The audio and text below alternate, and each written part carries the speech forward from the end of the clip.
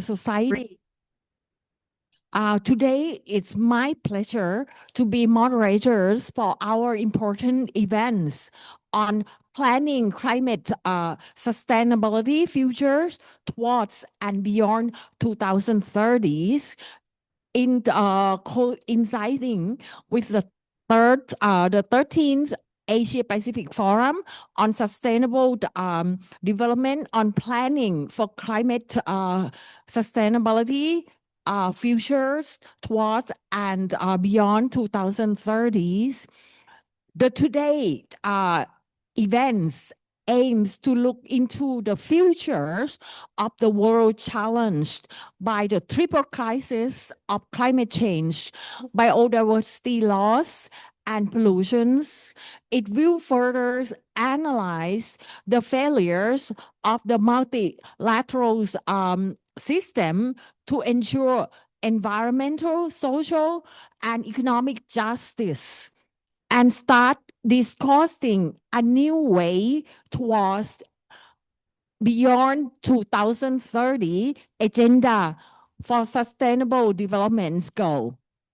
As we know, in 2015, at the UN Sustainable Development Summit, all the nations endorsed the 17th goal to end poverty, promote health and education, reducing inequalities, foster economic growth, and protecting the planet within 15 years by 2030.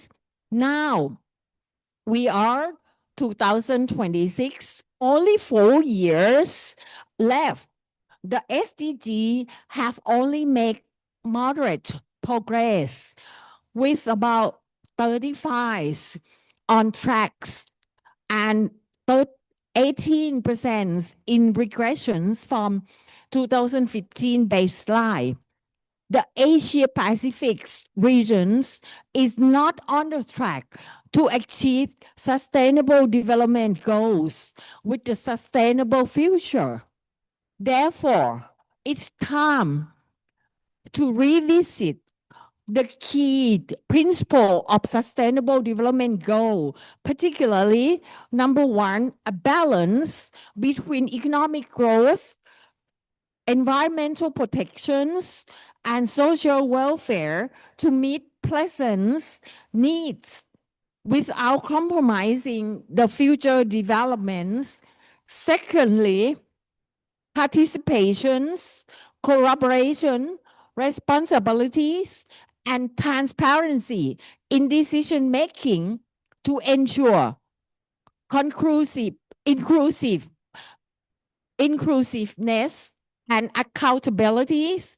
Third, we should look at innovation, green technology, and resource efficiency to reduce impacts and promote circular economies.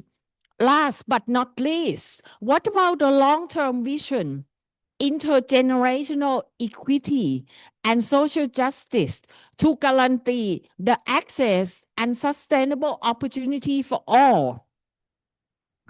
Today events, we bring together experts from Thailand, researchers, and our civil society from Asia Pacific regions who has been engaged in the sustainable development goals, implementation, research, and development at local, national, regional, and international levels. They also bring a wide range of engagement experience in public, academic, civil society, and private sector.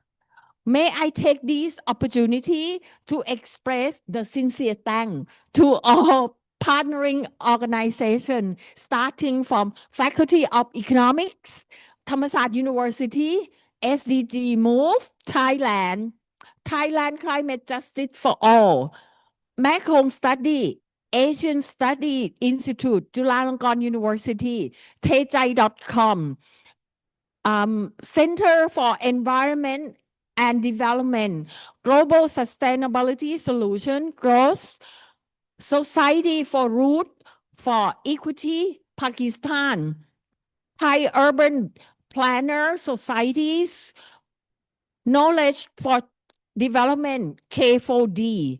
Their great support make this event happen. Thank you so much. Today, I will convenes to session. The first session will be to start with Thailand, that we will have a discussion on the state of implementing of sustainability and sustainable goals in Thailand. Critical lessons learned start by the Associate Professor Chonbunnak, Director of SDG Move, Thammasat University, and the inputs from our Thai civil societies on climate justice, new and young generation by Dr. Grisada Bunchai, coordinator of Thailand Climate Justice for All, and the perspective from the vulnerable groups by Mr. Anak Pitak Thanin, Director of Macron Study, Asian Study Institute, Chulalongkorn University, and the perspective of social enterprise and others coordinations with private sector, with various multi-stakeholder by Ms. Ada Jirapaisan-Grun, CEO of TaejaiDotcom. The second session will start with a keynote speech on planning for climate sustainability futures towards and beyond 2030 by Mr. Uchita Disala, Executive Director, Center for Environment and Development, chairs Global Sustainability Solution, Sri Lanka. After that, we will have the dialogue sessions on towards and beyond 2030. It will address some key issues such as why is layer system failings to advance the sustainable development goal and transformations. The other issue that might be interesting too, what are the challenges of our climate sustainability futures? And what is the agenda beyond 2030 and how do we shape it? The kick-off speakers will be Ms. Net Dano, independent researcher from Philippines, and Mr. Simon Olsen, independent researcher from Denmark, and Mr. Walid Joyce, director, Society for Roots for Equity, Pakistan. I'm confident that we will have interesting session to explore the sustainability progress and challenges both in Thailand and in Asia Pacific, and investigate the way forward and beyond 2030. Now, I would like to invite Associate Professor Dr. Keo Khwan Tangti Pongkun, Associate Professor, Faculty of Economics, the Deputy Deans, to give a welcoming remark, please. Okay, good morning, ladies and gentlemen. Okay, on behalf of the Faculty of Economics, Thammasat University, I would like to extend my warm welcome to everyone.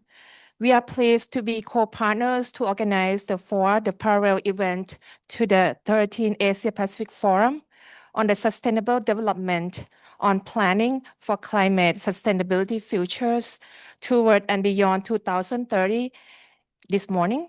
Okay. Tracking the progress and advocating the result of Sustainable Development Goals of Thailand, implementation is one of our top priority of the Faculty of Economics, especially the SDG Move. Since 2016, SDG Move has been monitoring academic progress both domestically and internationally, and has been responsible for directing and funding research of the SDG. In addition, SDG Move has been working with domestic network partners from various sectors and with multi-stakeholders. In March 2020, SDG Move successfully worked with the Center for Peace and Conflict Studies, Chulalongkorn University, and the Institute of Information Technology for Sustainable Development. In the official certification of the establishment of the Sustainable Development Solution Network Thailand, a global network of scholars. This morning activity is one of the most important activities in promoting the progress of the Sustainable Development Goals and discussing approaches to address issues of moderating progress, with only 35% on track and 80% regressing from the 2015 baseline. I am confident that linking civil society organization network at all levels, both domestically and internationally, as well as connecting the academic sector with other sectors, can drive the SDG forward. I wish everyone success in this morning activity. Thank you. เดี๋ยวเขาจะขอให้ไอ้นั่นนึงค่ะของขวัญนิดนึง May I call Yujita? You would like to present some gift to the deputy deans of our key hosts. Please come.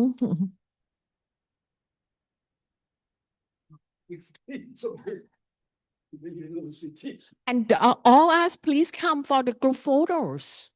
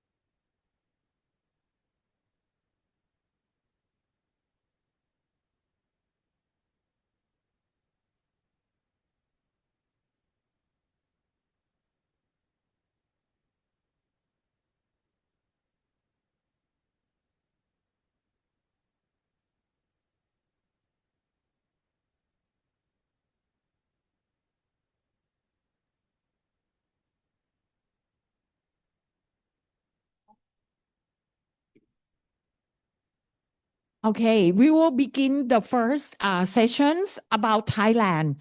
Okay, the stage of implementing of sustainable development goal in Thailand and the critical lesson learned.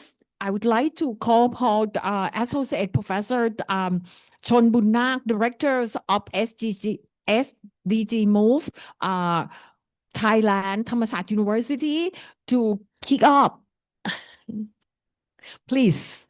Yes, thank you very much. Thank you for having me. Welcome all the partners to Faculty of Economics, Thammasat University.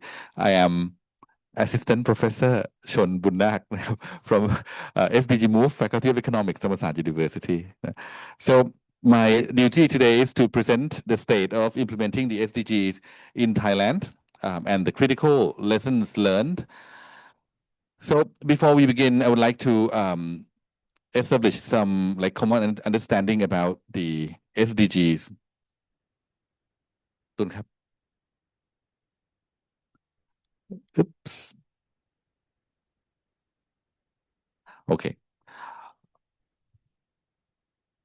กลับไปหน้าหนึ่งก่อนครับ Okay, so first, before we go to the 17 colorful goals, I have to stress that actually sustainability in the vision of the Agenda 2030 actually a combination of several principles that constitutes what would be called the sustainability. I think these are the four, these are like we have at least four principles that we need to understand together, that when we talk about sustainability, we are talking about how can we have a development that does not create negative impact on society, economy, and the environment, and also generate positive outcome across dimensions and generations.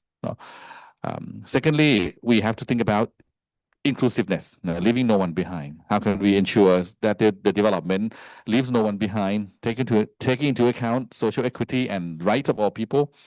And third, we need resilient, which means how can we make sure that the development enables individuals, communities, and society to withstand unexpected change, recovery quickly from setbacks, or advance to the better state than before.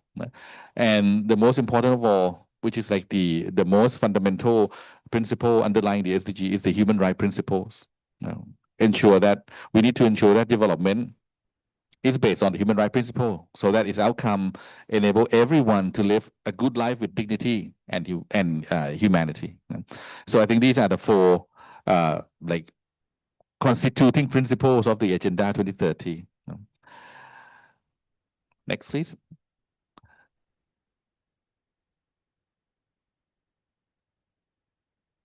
Next one. Okay, so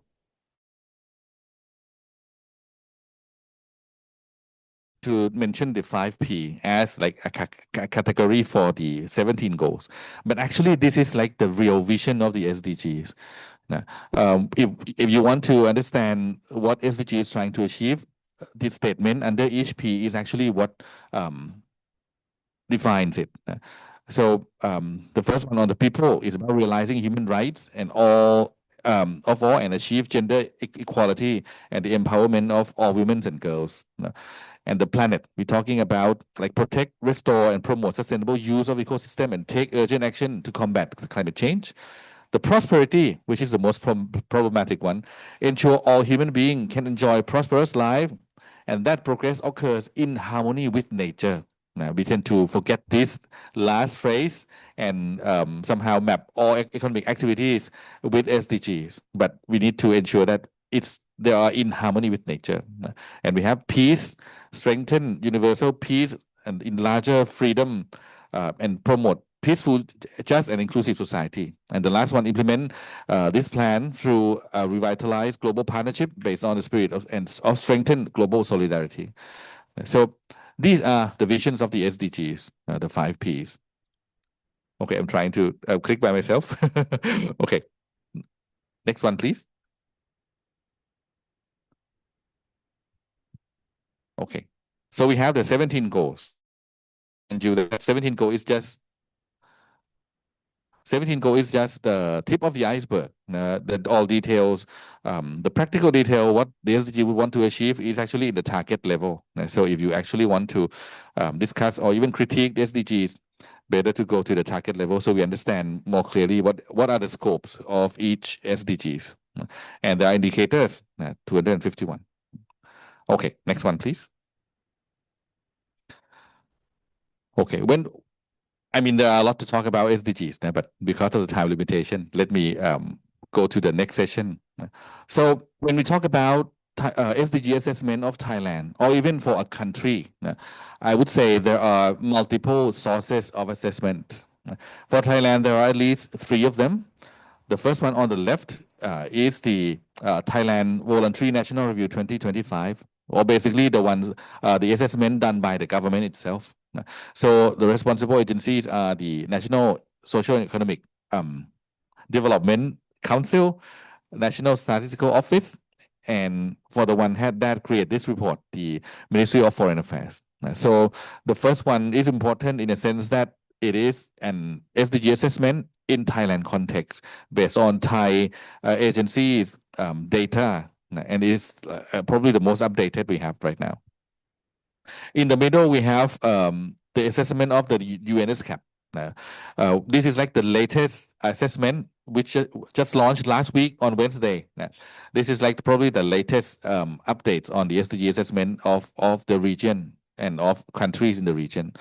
So this assessment is important in the sense that it is assessed based on the official indicators of the SDGs using data from UN Statistical Office of the UN database. So it basically the international organization's database combined into the status of the country. And the last one is SDG Index. This one is the least official because it is created by the network called SDSN, the United Nations Sustainable Development Solutions Network. And it's the only assessment that dare to rank countries in sustainability. But the good things of SDG Index is that it is the only assessment that allows us to compare country across continents, across regions of the world. So that is the merits of the SDG Index. Next one, please. So actually in the slide, I will include the details of each assessment, but let me move through it quite quickly. As I mentioned, SDG Index is not so official, but it happens every year and it assesses 167 countries around the world. Next ones, please. And this is the UNSCAP assessment, as I mentioned also. I mean, the determination of green, yellow, and red status are different from each other. Actually, if you want to know more detail, we can discuss this more in the Q&A. And the next one, please.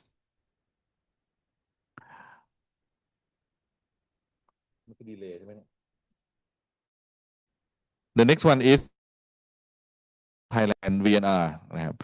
So this one used the method called trend to target.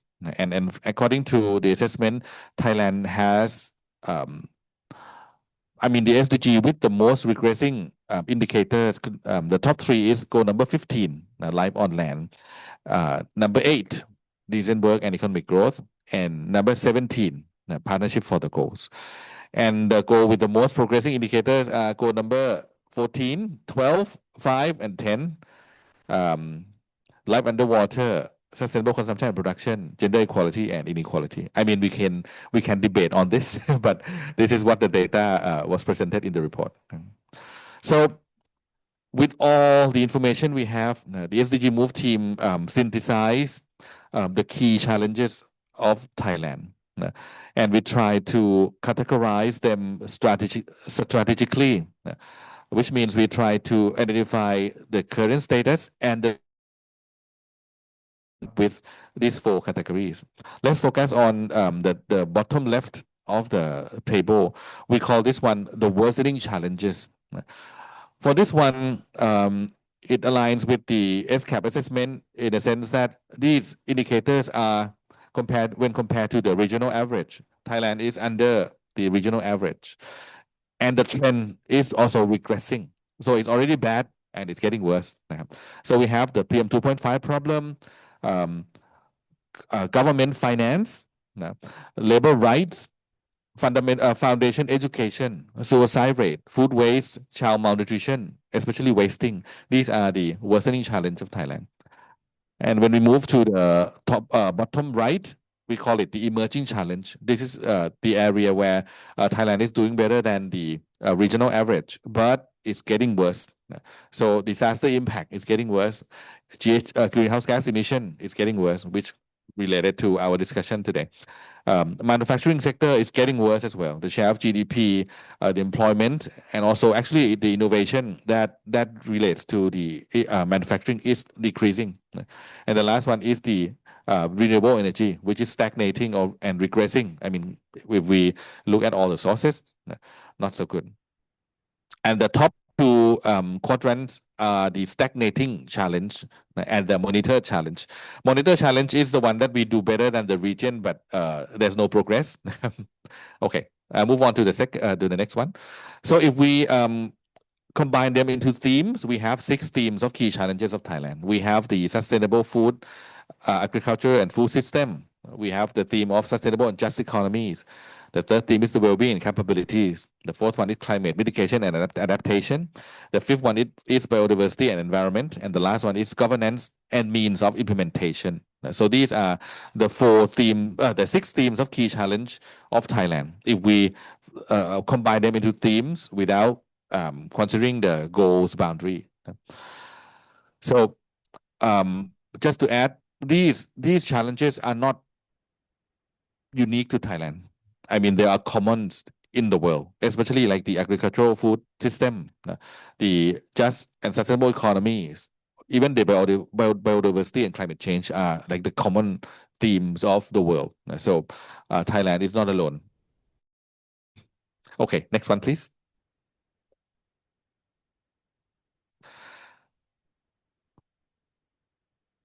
Okay, so I summarize the lesson learned into one slide with 3 minutes I have left. So I look at them in four groups. First, let's look at the understanding and implementation. The first point is prioritizing the principles, not the icons. I mean, in general, in society, we tend to prioritize the icon. We tend to try to map the icon, but that is very superficial and doesn't do any good. And sometimes it leads to SDG watching or green watching as well. And it doesn't guide anything to the practitioners how they should develop the project or something.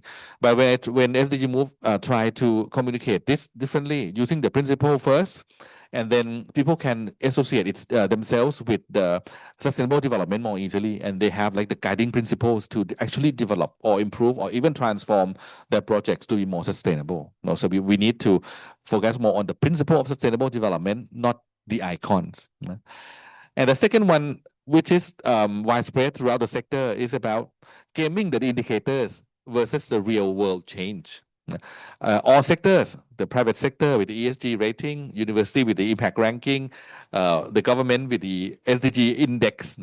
So in all the conversation with the government agencies, it seems like they are trying to game the indicators, but no real change in the world. So that is the bad practice. we need to move to the real world change, not just gaming the indicators. So these are the 2 key lessons learned from like the overview, cross sector, across a level, from SDG Move experience. Move to the right, in terms of macro level implementation, we have one of a few good practice to share. Leadership is the key factor to actually make things work. The last government, which I'm not so proud of, but we have a Ministry of Industry, Mr. Ekanath Prompan from Room Thai Sang Chat party. The team found illegal industrial waste dumping in Thailand, and it was so successful to the point that the NGO that worked on this issue for decades, and I have not seen her compliment anyone on these issues, even compliment this team for taking this problem seriously and make it very effective. Okay. The second point on the macro level is about policy coherence versus selective implementation. Thailand is no exception. I mean, every country has its problem. Government tend to select the goals that they feel convenient, and then ignore the ones that they feel inconvenience. For Thailand, it seems like we feel inconvenience on goal number 16 in particular, the one related to human rights or justice for all, non-discriminatory law enforcement. We are very selective on that. When it comes to national security, we simply abandon everything about sustainable development. This is a bad practice. We need more policy coherence, all of the government and all issues. On the third pillar, on the bottom left, SDG localization. I mean, we all know that localization is important in the sense that it delivers benefits to the stakeholders directly. But 2 important points about some practice that I found quite important. The first one is we need to address trade-offs. Trade-offs is actually inherent in the SDGs. 100 something targets. There must be something contradict with each other. So if we do not address trade-off, we will not be able to make progress. And these trade-offs tend to attach with somebody who will be left behind. So if we don't address trade-off, there will be someone who's left behind. And if we can find innovation to address these trade-off, we will have more progress with everyone coming with us. And the second point on localization, if we can leveraging with the influential local actors, which means we have to truly engage people in the area to make sure that the locals also buy into the SDGs. This will make the very effective way to implement SDGs. But of course, it's not about top down. How can we make sure that the goal that the local is using is actually authentic to them? It's actually determined by themselves. Now, how can we make a bottom-up approach and happening in SDG implementation? And the last but not least, the category of means of implementation, the mechanism. We still lack of enabling environment and supporting mechanism, especially for civil society, in finance and also capacity building. I think it will touch upon our speakers, but we are very lacking of this. Even after 10 years, we still not have a systematic schemes or program that actually financing people to implement sustainable development, or a systematic capacity building program, even for the government agencies. And the last one, the lack of concrete. Wait. The lack of concrete regional platform for collaboration to tackle transboundary sustainability issues. I think this will also touch upon another speaker of us as well, but this is something that very lacking in SDGs. It comes from the global level to national level, but no clear or concrete platform at the regional level to actually tackle transboundary issues like Mekong River basin issues or PM 2.5 transboundary haze problem. So these are something that I try to extract and then present in the 15 minutes time. I hope you get. I hope it represents the situation of Thailand and also lay the background for our following speakers. Thank you so much, Associate Thank you. Professor Chun. I think to the benefit of time, I would like to call upon Dr. Krishna Bunchai, coordinators of Thailand Climate Justice for All, to give his reflections, to give his thoughts about critical lesson learned.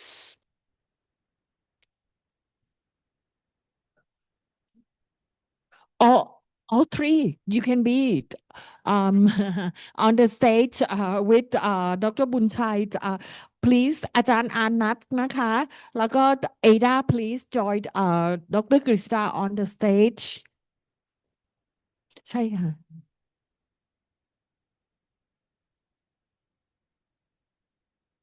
Hello. Okay. Good morning, everyone. I'm Krishna Bunchai, Secretary of Local Development Institute and Coordinator of Thai Climate Justice for All. I'm present the issue of climate justice linked on the SDG.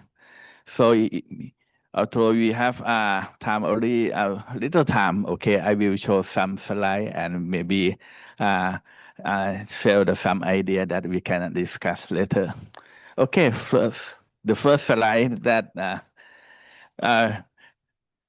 if we think about the climate justice, we have to understand that there are many worldviews, many meanings from the diversity of culture to understand of climate change.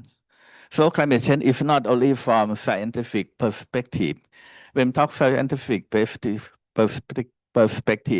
okay, you can understand from climatology, atmospheric science, and carbon science. So that when we in this perspective, why the specialists or technocrats control about the policy to manage how to trade carbon, how to reduce, how to mitigate.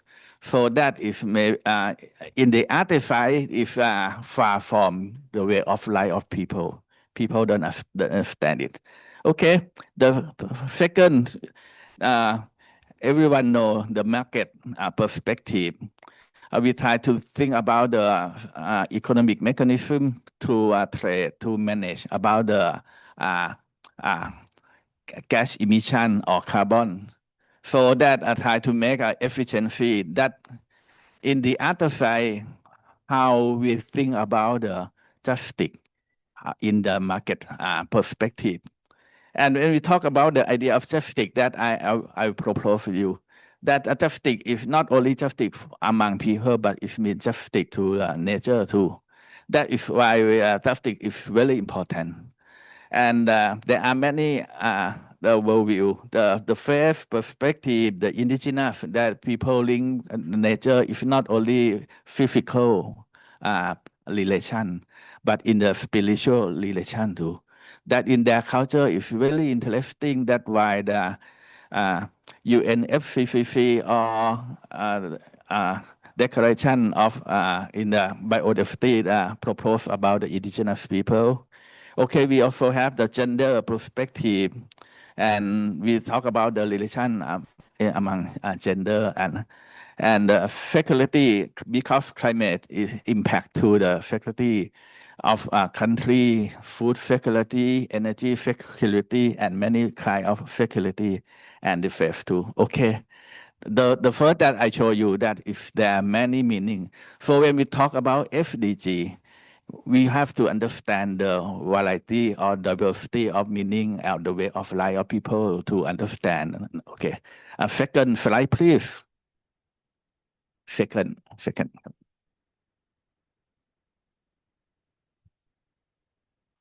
Okay. Okay. Okay. We try to invite you to think about. You can admit, คุณกอดอน think about the paradigm. We should ask about FDG in what paradigm? If FDG is still in the paradigm that in economic growth, maybe FDG in neoliberalism, that is try to make many indicators, but still growth, still consume nature. But maybe we have not success to make a harmony with nature and accept the people life. So neoliberalism and any kind of capitalism, so that we ask about who get benefits from SDG, who get benefit from the climate policy.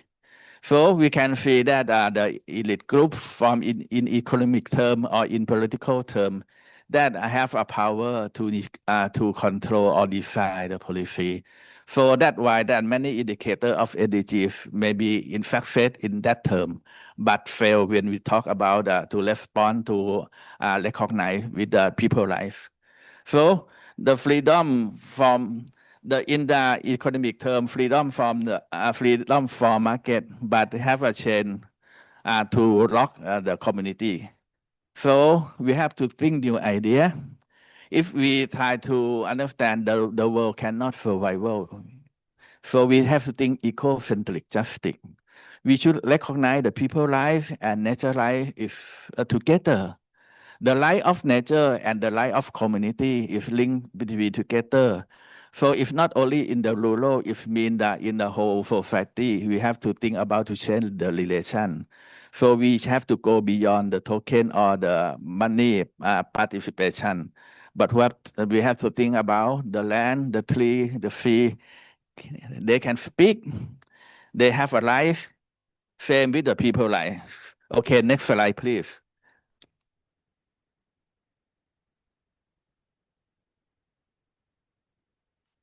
Wait a moment, please. Okay, this easy idea.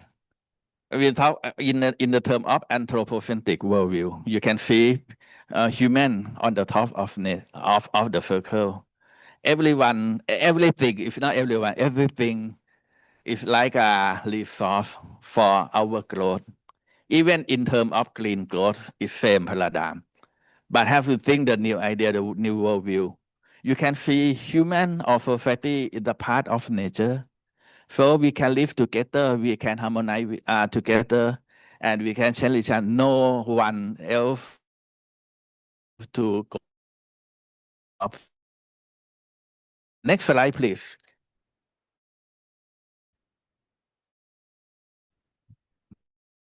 หมดเวลาบาดเจ็บนะครับ เพราะว่าครับ make make than this okay to change here to absolute logical the first to the life and mean we have to think about people have to secure about their resources their lecture for service the first that we have to think when FJ would like to success about in the climate change or ecological term. The second, when we think about economics, but economic built on because economic is not separate. Economic is not separate from nature. Economic should have play a major role or function and nature. It means we can think many economic mechanisms to make our nature is more than if to solve about our problem. Okay, strengthen solidarity, and we strengthen cross-border of people also. And fourth, we have to think to intergeneration justice. And now, the new generation, they have not, maybe they feel hopeless for their life. So how they have more confident about their life in the future. So SDG is not only for the present, we have to think to in the future. The future of people, future of human, future of the nature together. Thank you. Thank you so much, Dr. Krisda. I would like to next call upon Dr. Anax. You might like to share about your Thai experiences and your thoughts about how are we moving forward, please. Okay, thank you. Today we talk for our short time. We will talk about the perspective of the vulnerable group that relate to the SDG study centers around Europe. Several vulnerable groups in Thailand, especially the migrant workers. And for the next slide, please. Okay, for the issue of vulnerable people, I think it's similar for the issue of environmental and also issue of several issues that relate to the SDG. We reflect the perfect storm of the geopolitics and the border crisis. Everyone knows that's the American first policy from the Trump administration, and its impact to the global foreign aid is dropping, and they cut the budget for the CSO and for the government agencies in the and for the HIV, something like very, it's like it's a burden now. It's a very big problem now to have the ADC in. And the second is the border collapse. Who suffer the most, the vulnerable group at the time in my border is they face a problem about it because the CSO they has no money for work with the people that in the refugee camp. International organization are losing 13% to 15% of their budget to work with the refugee in the refugee camp around the border. And refugee, ethnic minority, and migrant workers are facing a real crisis. The lack of food, basic health care, and education. And they make a tension with the health system and education system at the border area. And the third one is we call the energy domino effect. When foreign money stop, the Thai government and local NGO have to carry this heavy burden alone.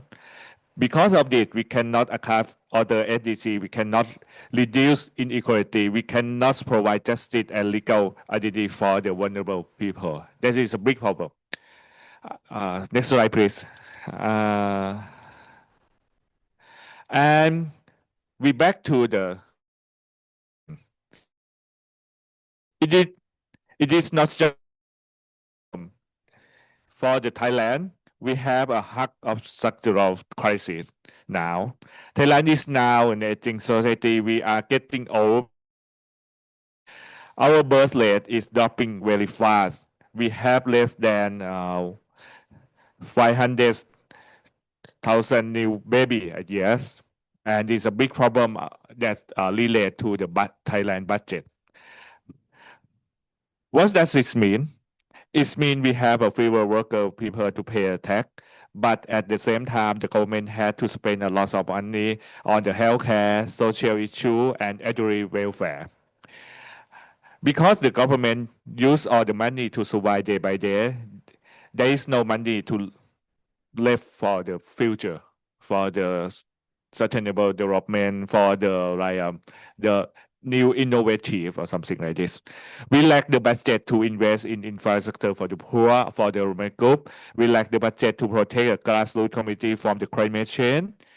Next slide, please.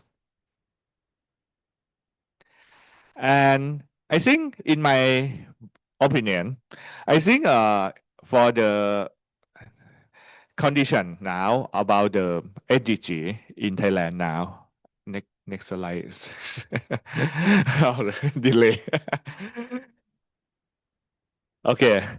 Now let's look at how we talk about the SDG. There is a big disconnect, in my opinion. We use a word like resilience, ESG, carbon footprint, carbon credit, but these words mean nothing to the ordinary people. For the grassroots people, there is nothing. They are fighting daily problem, right? Informal death, no landlines, and putting food on the table. This is a problem. The elite capture of SDG.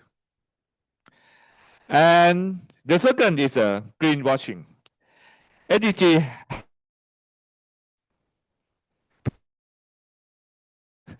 for an elite NGO. They use it to look good. You can see the SDG logo everywhere in Bangkok, in some company.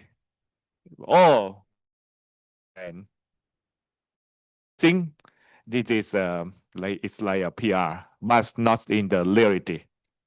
Meanwhile, the real grassroots worker, the people actually helping the community, cannot access funding or resource or talk with the we don't have like a connecting between the big company, the elite NGO to the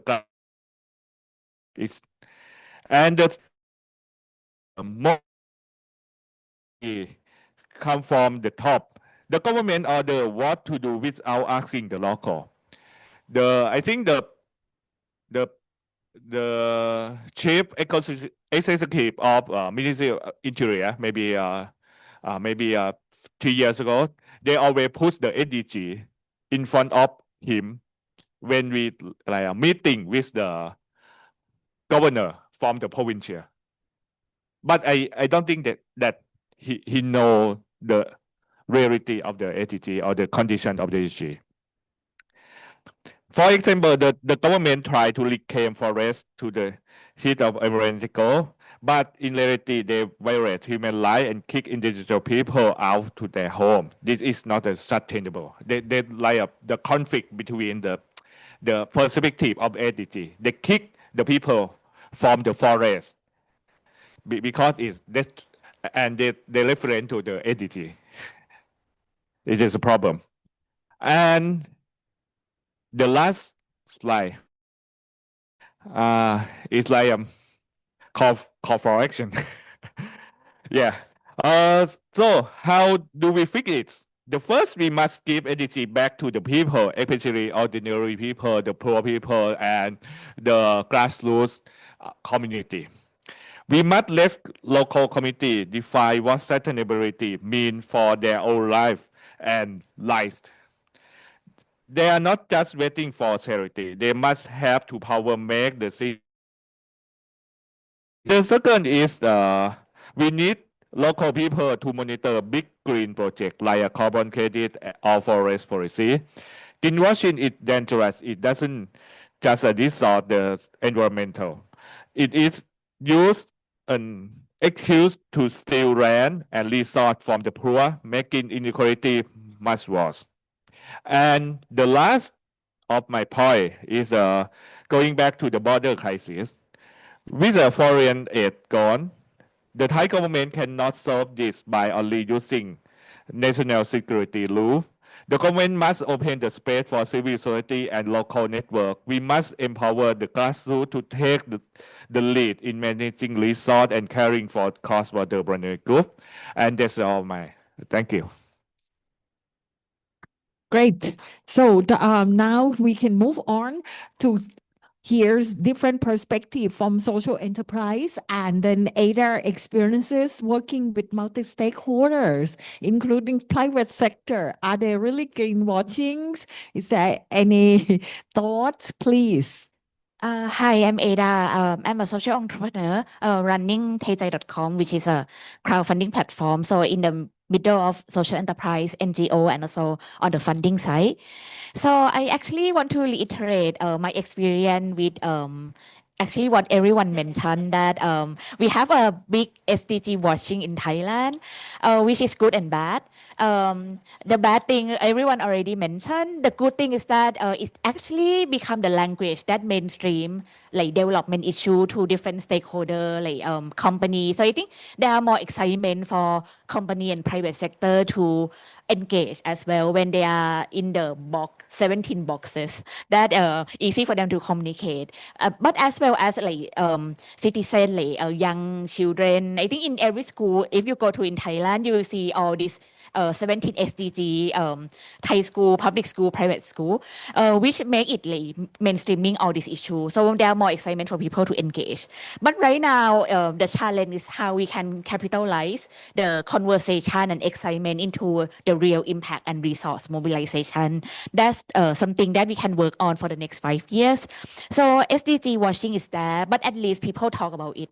Second one that I see as a challenge, Ajahn Anak already mentioned that there is a big shift in terms of funding, especially last year with the US change in presidencies, and it affects Thailand a lot and the region as well.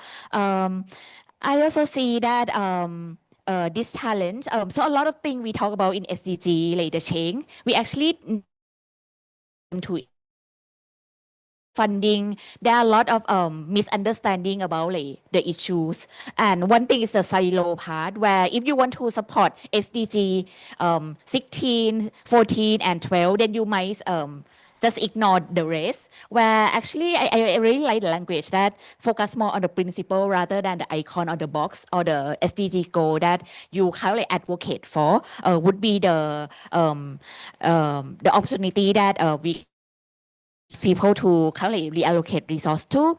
And also one other thing is that with the change in funding and less currently funding sources, a lot of funders are also like very short term, like 1 year or 2 years grant, where change, if you want to change someone's life, change education, you need multi-years currently resource.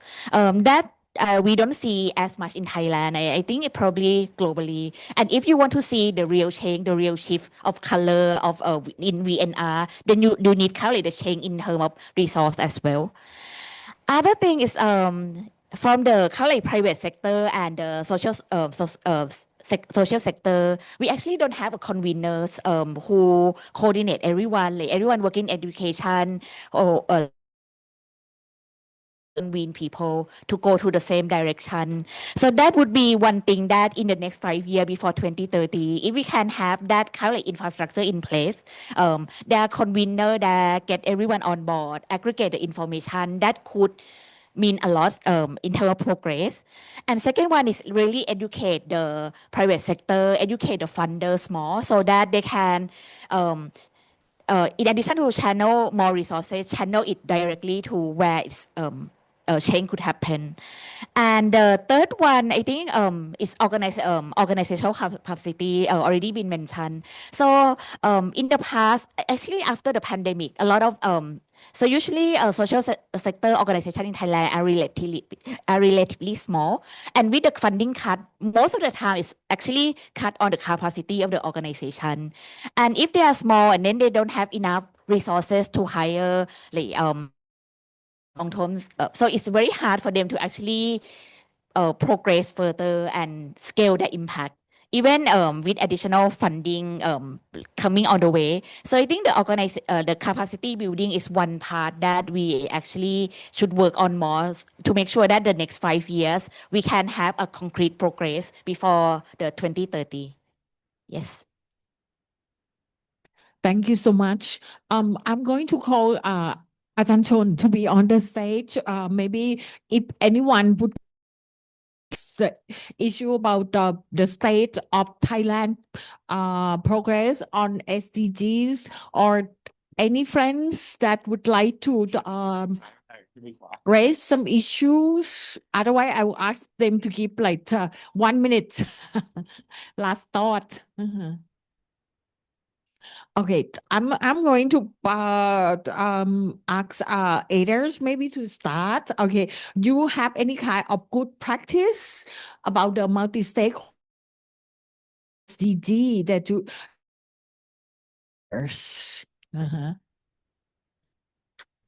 And Ajahn Anand, maybe you can respond to questions about how to link the community developments to the policy. Maybe that's what you're so keen, I think.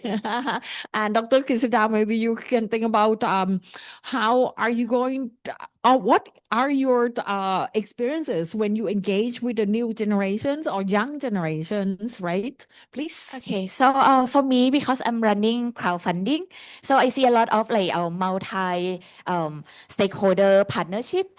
I think at least the 17 goal, the number doesn't look good, but in terms of practice, actually it encourage people with the 17 goal in the SDG, different stakeholder to work together on projects. Like more than half, they are like projects that raise fund on the platform. Beyond just like one sector. And the company before this, when they do resources, they just channel it directly. But right now, there is much more appetite where they want to maybe also do crowdfunding so that their kind of stakeholder in their supply chain can involve as well. They are more keen to work with the local partner in order to execute or implement the projects. That's kind of the trend that I see. We have many good practice that will go beyond the time, but you can look at the platform. But I feel that with the SDG 17 in there, it's actually most of the project I see through my own experience is always partnership. But in what degree and what are the power dynamic in there? That's questionable. Yes. Okay, we can explore. For my question again, Ajahn. How to link between the community developments Okay. to the policy Okay. level? I think it's easy and difficult in the same time. when it easy because we can like organize like meeting, informal meeting, yeah, for like for work between the government agency and between the NGO, between the community workers, something like this. It's very easy for organize this, but it's difficult because it's hard to like because the government agency they have a standpoint, and the CSO and NGO they also have a standpoint, and this is my like we must use like the linkage person to like to compromise to like to it look like a lobby compromise the issue between them, and I think it is my work that work with like scholar or from the academic sector. We can use like the information to talk with the government agency, and we also have like data information to transfer the perspective from the NGO for the CSO to the government agency, and we must talk for the government agency that okay, if you do something like this, you have benefit, you will have a benefit, blah, blah, blah, blah. And I think the energy is like a tool to talk with the government. Okay. Because, if you work with a CSO on you can archive not only the entity, blah, blah, blah, blah, blah, but you So you can can archive the achieve goal more. of the SDG 17. I think we must talk more about the 17 goal of the SDG. I think it's the main key point that work with several sectors. Yeah. Thank you. Okay, กบเชิญเลยค่ะ Okay, I will give you an example from my projects. The first, we make a curriculum and test about climate education in a secondary school. That's my son learn Thammasat secondary school. So it's really interesting because even in secondary school, a lot of people, students, they know about climate justice. Even they don't know about the term, the wording, but they know that how they link it together from student to farmer to labor and to the world and to the community. So that student know by their life, their interest, but it the information about in detail of scientific carbon, how we can calculate about atmosphere their life. So when we test the curriculum, student is really learn, but is happy because it's not from by head, it's by make some forest biodiversity, learn to listen and learn to make to manage garbage anything else. So that learn from by head, by hand, and by the heart too. That when they should feel when nature have a sick or illness. So that if we can set up like a new system from the young generation. So because they still world can how to set up that still have a whole everyone can do anything, do many things, have more how to do when thing system support from the lead. So that is very important. Is the section we have to brainstorm or supporting to student, and the second initiative youth we call youth climate justice. We campaign many interest to join a program stick from they know about in big term, in energy term, and they also to the community, and there's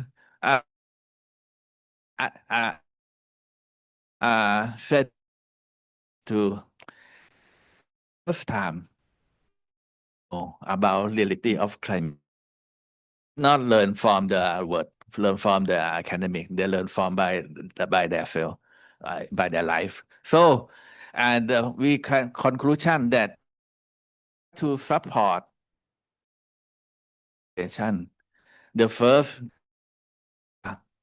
make a space for by freedom by themselves, but we would like to be the role of consulter to consult them, and they can do anything, even advocate on policy too. Okay, thank you. Thank you. I'd like Ajahn Chon to say a few words about your experiences to link Thailand SDG to the international or global platform, please. Yes, before that, I would like to add some points to the previous speaker as well. When you talk about linking, like convening multiple stakeholders together, last year, Ajahn Kop also joined the process. Now we push one of the agenda in the National Health Assembly, which is the joint mechanism SDG. It is aimed to be convene together to have a discussion about the SDG as a parallel mechanism to the National Sustainability Committee. I mean, we kind of lose hope with that committee after 2 years of not meeting at all. So we should have like a parallel mechanism. So the idea is that if we can organize the open-ended working group like that, we can accumulate the trust and also SDGs. So EDA will also be connected with this platform for sure, because you are a very resourceful person. And in terms of connecting the people with the global or regional mechanism, actually maybe Oi experience than me. UN also open more CSOs, the HRPF opportunity to in the presentation, some of participating in the intervening the Thai session, but is that leverage the platform to connect people from many regions together, and then we can voice our voices to the global level. At this point, as I'm running the Sustainable Development Solutions Network in Thailand, this year we try to start a conversation on the post-2030 agenda, and with connections to Thammasat University and also the Sustainable University Network of Thailand, we try to make sure that Thai people, especially the academia, the CSOs, the private sector, I think they already have many platforms, no? But of course they should be included to talk about the post-2030 agenda and make sure that our voices are included in the international discussion. So if we start early, then we can be prepared to put our voices into the process. So that is what we're trying to do. Yeah, there's some more work to do. Thank you for the Thai sessions. And then now we're going to move on to the second sessions. We will start with the keynote sessions that are focusing on planning for climate sustainability futures towards and beyond 2030. I would like to call upon Uchita, my old friends, Executive Director, Center for Environment and Development, and also chairs Global Sustainability Solutions Sri Lanka. Your floors now.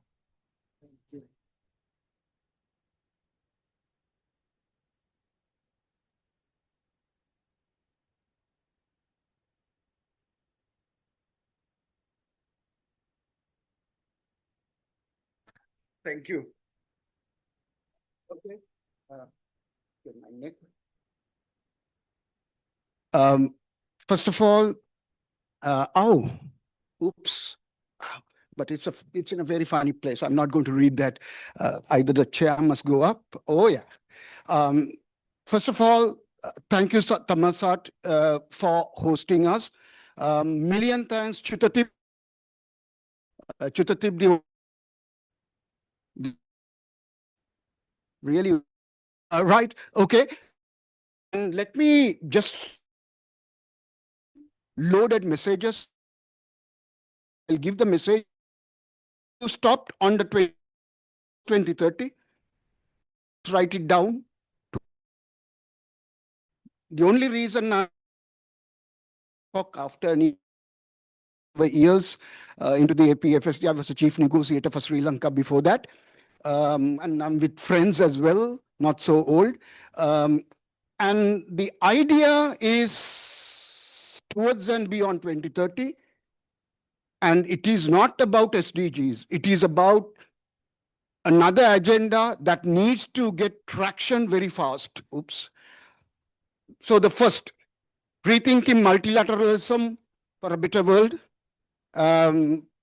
Unfortunately, of my life, which is was just up to this, and I had to come to this as well. But the fortunate part, in a significant role, will be this event. It terms of what is going to happen.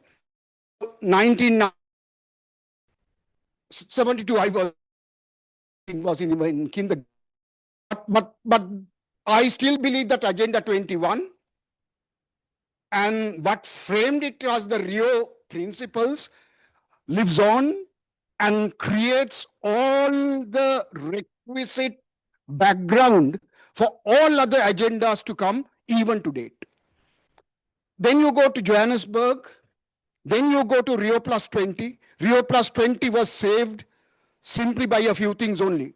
Rio Plus 20 didn't come till few months before it. People know that. Insides know that. But then the SDGs came from a very different background from two countries, that Latin American countries. Now, what we are trying to do is going to Doha. 30 years back, I was in Copenhagen for the first social summit. Going there, the problem was that they have not kept a totally different world that we live. Then 22 said, next slide, please.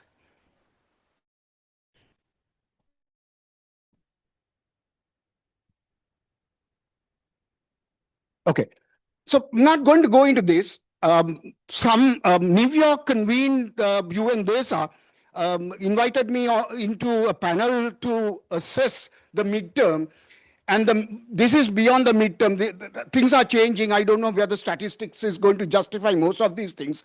But if you look at the planetary boundaries have been transgressed badly. It's on the 7th one out of the 9 now. And if you look at the nations are struggling to survive economic pressures and losing their quality of life. And new wars are being propagated every single day of the past years. Even yesterday, you heard what happened with Donald Trump's address. They're trying to create more wars, facilitate more wars, and then say, leaving no one behind. So a new agenda is coming in another way. So the SDGs as the 2030 agenda is being failed, is being made to fail. And that is what was done to Agenda 21 as well. When you say there's no political commitment, it means that it's made to fail. Agenda. Very good agenda that should have been continued. Next slide, please. I'm running fast because I want to keep more. Okay. I need to keep on. Okay. This creates more patience for me. Waiting is not one of my best traits. Okay. did something very different starting from 2018. We have this knack, not only governments, but the independent sectors, whether they are CSOs or business or academics, they have this whole thing of writing more political documents, emotional documents, without data to back up a lot. The second part is that we have been saying that there's a lack of data, but there's a lack of data democracy. People are not sharing their data. People are not using what, let's say, what civil society does not constitute as data. A statistical agency will take only if they feel that they have the modules to verify them. In Sri Lanka, 2017, they claimed that there was no single environmental data when we have plethora of institutions in the country. We have mapped this, but we didn't go on the targets alone, indicators alone. We went on the macros. And at that time, Sri Lanka had uprising, and ours coincided with them, asking for assistance. Then recognize that talking about measuring what system changes. So this is what the Secretary General of UN said. Civil society and research organizations should hold national and local governments accountable for their SDG commitments. One way to do this is by undertaking systematic reviews of the impact way, such as voluntary people's review in Sri Lanka and embedded mechanisms for learning and adjusting in decision making in policy planning. Next, please. Now, the idea was not to promote Sri Lanka, but to promote a methodology of micro and macro analysis with tracks. Because what we see is a critique without depth in justifying the critique, without propositions which attaches with a justified critique. So everybody can say anything. And we have now gone into multilateralism being failed. And then we keep on hammering on it on very emotional stuff. Why have the SDGs failed? There are two things fundamentally asked from governments: integration and mainstreaming. Integration, environmental, social, economic dimensions into the processes of planning. Mainstreaming, bring your SDGs into the national policy frameworks. Has it happened? Show me a country that has happened. There are few who have brought in certain significant. Finland talks about it a lot. There are some Latin American countries that have done. The smaller the denomination, Bhutan could do it without the SDGs. They had done it without the SDGs.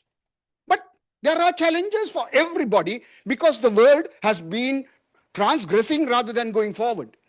Now, what we did for the last year, starting January 2025, I've worked with the OECD quite collectively, inspired by their initial framework on policy coherence. But we have yesterday, there was a side event. I spoke at that. The contours are different. It is not about a policy research or a framework that makes policy coherence work. For us, we go on the political, public, private, people domains, not only as engagement, as the differentiated aspects they bring into. We look at the constitutional and electoral, we look at the institutional and financing and consumption and production and current future. Now trying to do this, what we see is how fragmented and siloed our planning regimes are. We look at sectors, hardly we look at thematics and intercross-sectional of those. We are disproportionately focused on development integration across regions, the subnational levels. I was asked to give two messages yesterday. Advanced integration, policy planning and implementation needs greater integration between environmental, social and environmental dimensions to ensure sustainability across sectors and thematic areas to build resilient systems and address increasing vulnerability. First one. But this is very important to do that. Constitutionally, even in Sri Lanka, we are embedded with the principle of subsidiarity without using the term. It was used, it was taken out. Not in the constitution, in the decentralizing. No, you need to go back one, please. I need to finish that. Oh. Okay, then that's fine. Okay, now what happens is I'm going to lose. Okay. Okay, the last one. An inclusive transformation at national and subnational levels is vital to ensure ecosystem services driven resource mobilization for prosperity and well-being of the people and to advance sustainable development. Please understand that these two are interconnected. You try to do one and put it on paper and you try to marginalize this, doesn't work. It doesn't work. It has not worked. And that is why you can see the UN somewhere else is making decisions when the governments have no say. Process. Civil on each, they business ignores. Next slide, please. Now. It's coming. Okay, so gives me time to take a break. Okay, it's coming. How did this happen? Okay, we are there. Macs are supposed to be fast. Are you son? Okay. Now, as I said, I'm not going into the details, but please understand SDG 17.4. Ultimately, every country's achievement of SDGs were rolled down not to global trade regime changing or global financing regime changing. No, it was about domestic resource mobilization, meaning that you are responsible for your own transformation. I was a negotiator on behalf of many countries with the DAC chair of OECD. I did that with UNDESA. Some of these things have been happening below the surface, and some of these things don't come up. It's not the conferences and the documents that come out that tell these stories. But please understand that 2.5 billion discourse, and to find in the developing countries, the gap when we started has gone up over 4 trillion by 2025. So what are we doing? Using the logos. I'll give you stories from Sri Lanka where the UN came and put the logos in and asked us to justify it. The SDG, but yesterday I asked this question and I had to walk out of the SDG 6 roundtable. They had 3 working groups, breakout groups. Water for people, water for planet, and water for prosperity. And who is for prosperity? What is prosperity for whom? Does it connect the planet and the people? No understanding. Just that you're putting it into cages that you want and say, okay, this is the next water conference. So I said, you can't go. Please understand, they were using the same old word efficiency. I asked, where's sufficiency? It's happening in Europe. I was in the European Parliament 2 years ago, asking the question, talking about the question. They are progressing, right? Now, the issue is that, are we responding to potential breakdown scenarios? Approach to adopting alternative scenarios. If you don't understand where your breakdown scenarios are, you're not approaching and adopting alternative scenarios. You're not mapping like that. And transitional measures are very important. That is why towards 2030 and beyond, you just can't leave the next 5 years. It's critical to balance it, and it's going to be a battlefront of data, ownership, trying to dominate from the industrial processes, coming to the UN, influenced by the big countries. So I can't go through that, but let me come, right. Next one, please.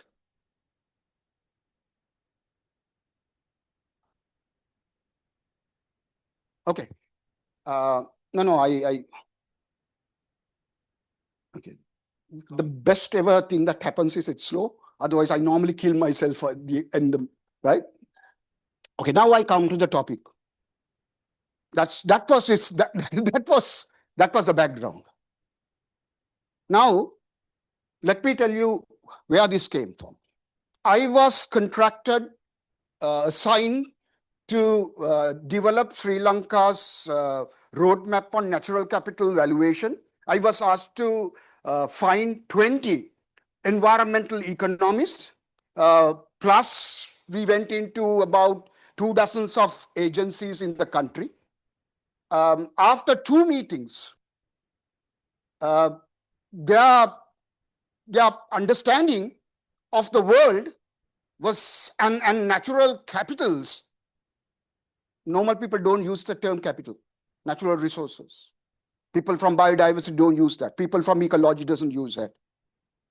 Not from sustainability. It comes with certain, and it comes in what you said about the trade-offs. It's about the trade-offs. Now, the issue is, who makes the trade-offs on behalf of what? Oh, now that is the big question. I listened to 2 days of this side. People call them development futures. People used to call them development futures. Development has been a promise. It's like chasing ambulances. Poverty remains, and it is grown under different guises. You are given a template with anecdotes, annexures, to make it green, to make it blue, to make it brown, to make it gray. And we pick from those boxes and we shout for them. But what has happened in the world? Poor people have got poor, and the middle class is suffering badly. Suffering badly. And maybe the dollar rate of measurement does not provide you that indicator at all now. Does not. So then look at, when you make the trade-offs, nature-based solutions has come up in the agenda with serious amount of money. Serious amount of money. Till few years ago, if you measured what IUCN was saying, up to about 90% of nature-based solutions investment comes from governments, not the private sector. So now it is changing, because the resource extraction, the exploitation, the ownership is not that easy. There's a lot of awareness. There's not only the Gen Zs, the millennials to whatever are very aware of a lot of things. And there's a lot of information, through AI that can be generated, good or bad, right or wrong. But there's this fast movement that can create justice with knowledge, which cannot be withheld. The idea of climate sustainability futures is about a challenged world that we have to look at intergenerational and intragenerational equity. Your trade-offs can't go to the central bank's discounting rate in making. That is what was used when the ship sunk in our borders, and those calculations will never give you inter and intragenerational equity. That is why in a court of law, Sri Lanka can't get that money. And once we lose a battle like that, it impacts on other countries also. So this is the model that I gave. We agreed on it. We have a roadmap. I don't know what Sri Lanka is going to do. It will go to another country. I have seen this happen with our work. It will go and it will go. Thank you. Next slide, please. I'm going to go fast on this one. Look, we keep on talking about sustainable development. Sustainable development is something that I'm not going to talk a lot about. We will keep it to, but it's very hard to discuss sustainability. The best that we do is discourse sustainable development, which even leaves sustainability out of the domain. So you can marry two very conveniently, but the problem of going beyond 2030 requires this kind of input-output process. It does not stay here for a neutralized balance. It does not take somewhere we bring to the center alone. It goes into from restorative to regenerative action. Now that is where the problem of all these so-called greening solutions. Greening solutions did not work. The green economy concept was used again to delay what was inevitable. Next slide, please.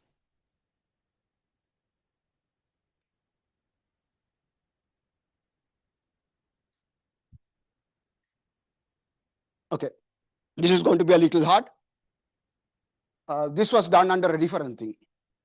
The idea is that we sit on very comfortable, fragmented, siloed places. Either we call ourselves civil society, academia, research, business, industry, government, intergovernmental. But the processes, now this is not, this is a sort of a N kind of thing using certain domains. So this is a nexus of itself.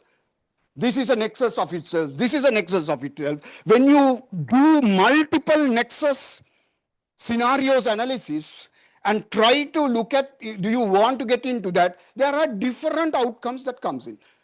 I'm only trying to show where these, how modeling for science policy action interfacing can come. Because these have been used, this terminology has been used. Now, is where Net would know. Net sat on a committee from the Secretary General, if I may, on the science or the science policy. Why? Action. Wali would say, action calls for different requirements. It does not come from serious rationale coming from research or books. It comes from wisdom that people hold from generations to generations to generations, even today. And if you are not connecting this, then what you do is you invest in your data bases. And for Sri Lanka, when the SDGs came, there was a big data, just after it, and the data company was from India, not from Sri Lanka. And it was a tamasha.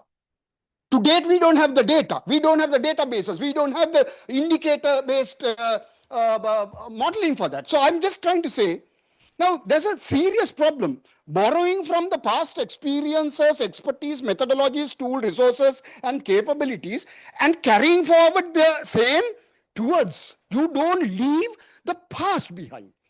Past holds your mirrors in many ways, but it is not the only denominator. So SDGs, when they say, oh, 35% is on track, and 18% or whatever is retracting, means very little to people.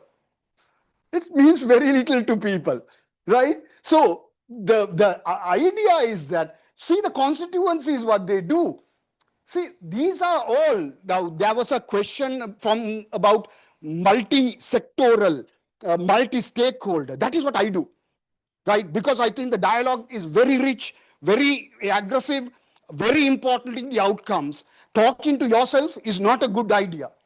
Talking to a lot of other different constituencies challenges you, makes you think, makes you work. We don't need to compromise, but we need to know what other people are into before making final decisions.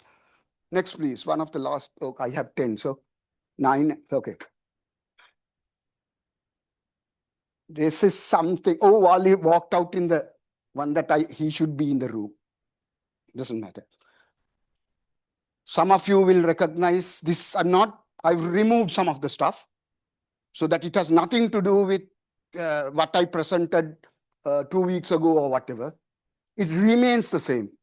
The issue in a room like this, in a discussion like this, is how do we navigate the next few years and go into post-2030 planning. People don't understand multilateralism. People believe that just being inside a room with those who are deciding for you is you have the viewing glass to do multilateralism. The contours are the ones that you play around with. You play significant. Let's say that you're not even here, you're not even here, you're not even here. You're some a dot here, or a dot here, or a dot here. You have a significant role of impact that you can play if you know what your role is. And that is the kind of scaling that needs to happen. I said this session from me is all about systems-based modeling, getting into futures. So there's the global to regional to subnational to subnational, where from the top to bottom, bottom to up happens. And let's say that we start playing somewhere here. It's a serious matter. It's a serious matter. So I will leave it at that to end into the last one before the last slide with the messages. Next.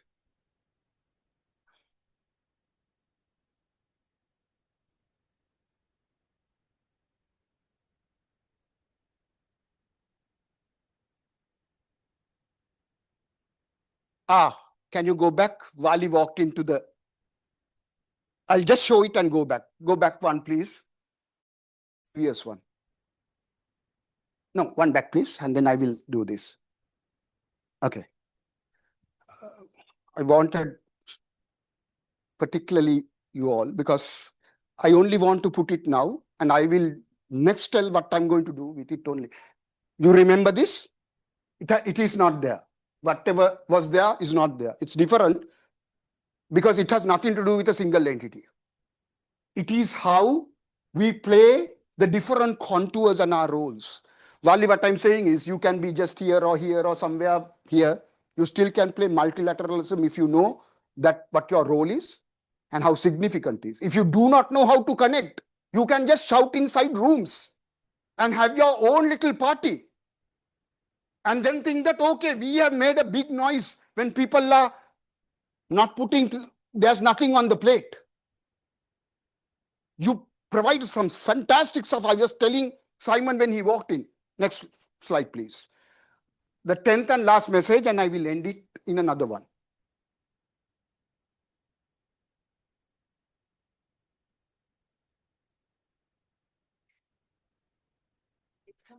It's coming. It is like one of those slow movies. Okay, let me end here. I started doing this for something else. Most of everything was done for something else. I was trying to connect while I was here, and the Thammasat invitation came in as well. A group on earth will be talking, has started discussing, and my interest is with a group roadmap. The roadmap, what are roadmaps? You plan your journey towards some end. So if I was to come to Bangkok after 8, 9, 10, whatever years, I always do my itinerary. This was the most pathetic itinerary I had. The best day is today. Because I'm talking, I'm joking. And if you look at, I had this discussion briefly with Escape, I will tell you guys. Very briefly, and I have sounded off how it happens. Either Escape can sit in the region, publishing whatever they want, going to New York, no one gives a shit about them, and they have no place when they go in. And the NGOs will have the same thing from the region if they don't know how to connect. The academics will have to play that role very significantly of bridging in between these knowledge processes. Sometimes the knowledge gets stuck, and in libraries and in books that does not get transcended. Let me give you a few things. Rethink multilateralism for a better world. I've been analyzing, writing, which is hopefully will come into a book about the commitments. The UN has 500 plus multilateral agreements by 2012. They don't know what to do with it, so they come up with new. That is how governments also do. They come up with new policies rather than anything. Current and futuristic. Current makes a lot of sense becoming futuristic. Equity at the table. Equity at the table is a game. Is a game of power. Equity does not come in if you are weak and you are insignificant. You need to make yourself significant, valuable, cannot ignore, and then you are at the table. Plan for climate sustainability futures, inter and intra-generational. I think we talking about, we use the term sustainable consumption production, the Marrakesh process, then went into the 10-year framework of programs, then came into SSDG 12, because few agencies on earth had a political agenda to bring it. SCP cuts across everything. I'll give you the name. But there was negotiation because they had put in that put in into that. Building Sri Lanka got hit by the physical tsunami and the resources. This is just now this is recalibrate, reimagine, reorganize. I'll come to that and reinvest. Design for systems integration. That is the whole theme that I'm trying to do. Enhance ecosystem services, build for resilience. Finally, inclusive transformation for sustainability. One of the best things that was said, which people caught like a mantra, without even the depth of it, is leave no one behind. If you go to another one, you're going to leave a lot of people behind, where the justice calls for nature, justice calls for people, justice calls for economy, for accountability, democracy will have another one. And you will be taken through another deliberations that will dilute this. Strengthen accountability. Without accountability, you don't have this. This is not a social justice I did for the Doha one, but it's a justice-based roadmap we are looking at. Justice is at the center because justice is not being served or considered, and in fact justice is being encroached and thrown to the grave when it comes to the best decisions to be made. Lip service is one thing, but the attack on justice would count automatically. You need to have one last message and I'm gone.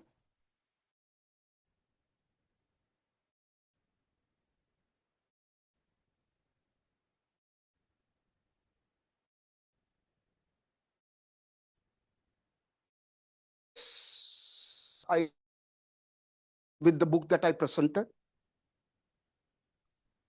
2017, there was a proposal from GIZ, Germany, was asked on this about domestic resource mobilization. I proposed to develop the world's first. At the end, I will all the that you presto when clicking sound. Recalibrate where we now. Look, seriously, imagine a new world. You just can't now say, okay, what is next? That is called strategy. Without that is a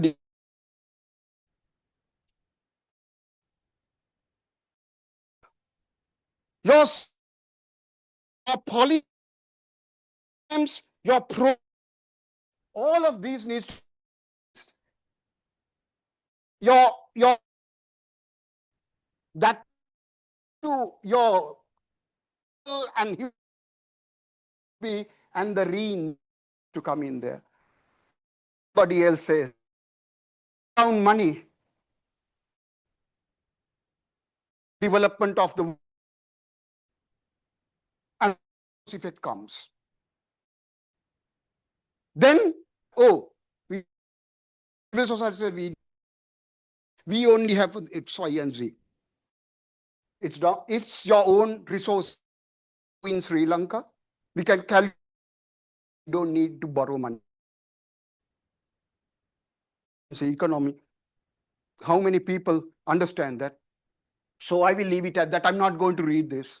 But let me finally say that I was not willing to give prescriptions. I was only willing today to leave an analysis, a methodology, and maybe I took it for granted. All audience, it is at the Thammasat University. Just wanted to honor that and do one more thing, to leave a footprint of a dialogue. Next, so that it does not need us to much. Thank you for your present. Okay, so now I our to join the stage. My old friends, please, Simon, Valid, come. Maybe Ajahn Chon can.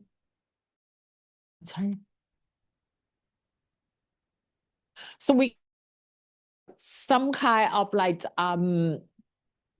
sharing some more thoughts about in 3 issues, right?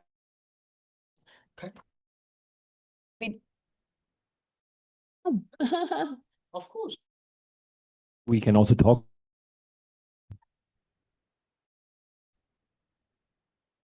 Start and follow with lead.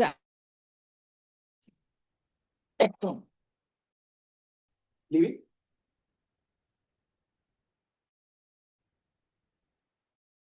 Here there are 3 has been you can address more. The first issue, why multi system to G and why it doesn't really provide or advance transformations. What are the challenges? And first, what is the on is and how do we change? So I think maybe this a key issue at more or thing that might be related. Let's first.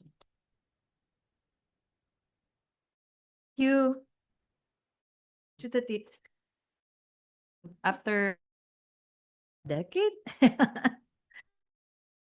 age. So thank you so much for all earlier and from Uchita Thai SDG discussion, and you did open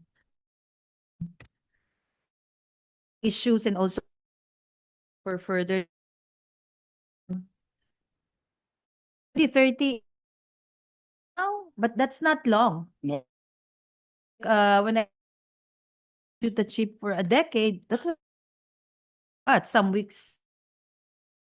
If you look, things have, like as mentioned from earlier, from work, the continuing degradation and also the regression across most of the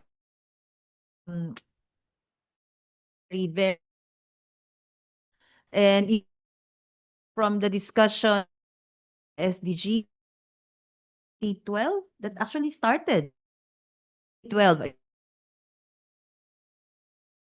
when where do we MO presentation and onto which was national financing for development, no, the DGs and also the means of.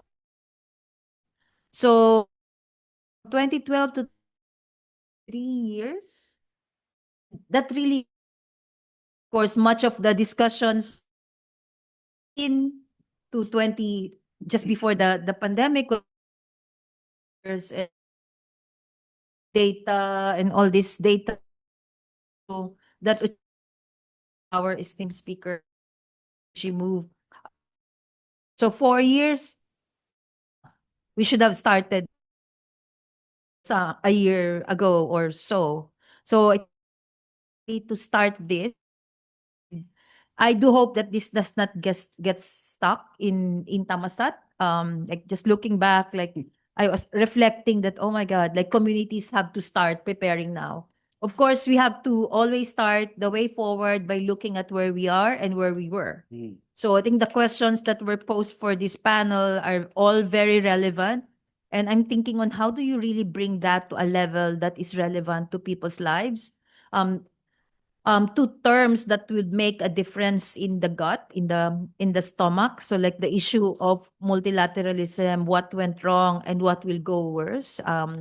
It's like if you're looking at where we are in multilateralism and what went wrong, there isn't a rosy 4 years ahead of us now at all.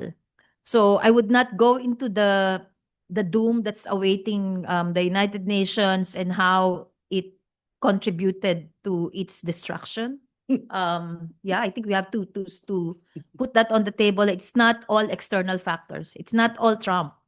No, the UN also contributed a lot in its destruction.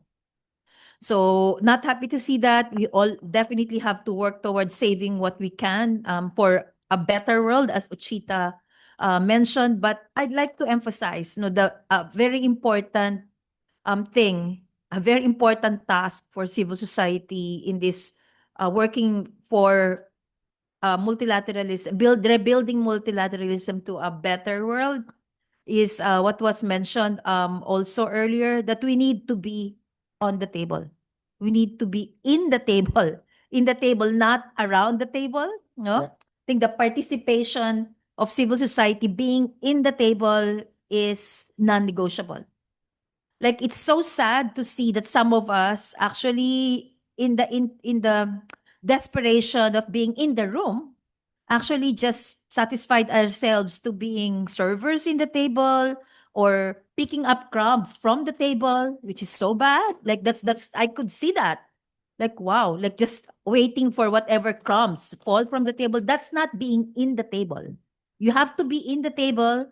You have to say something and offer something in the table. This is what Achita was saying, that bringing in the substance from civil society is really bringing in what we are best, what we do best, which is really working, bringing in the lived experiences of communities and the lessons into the table, into that discussions, to add reality to all this blah blah on principles that never get translated in concrete terms, as our the earlier panel said.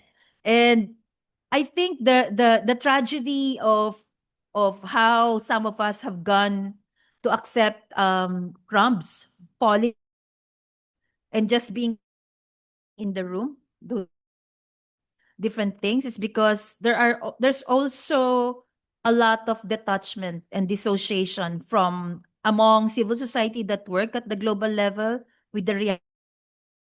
And sad to say, like with all the funding crunch to be cut off are those working on the ground, which is so sad. And like you ask big funders, you big donors, why are they not giving to small NGOs working on the ground? Because they say the transaction cost is so high. And then the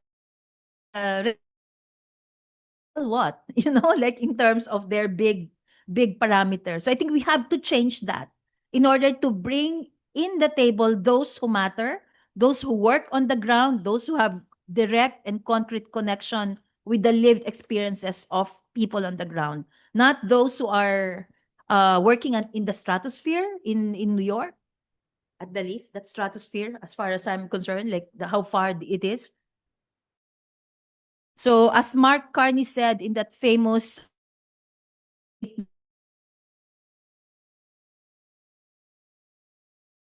you'll be on the menu. So we actually borrowed that, stole that from NGOs. And definitely that's the case. No, like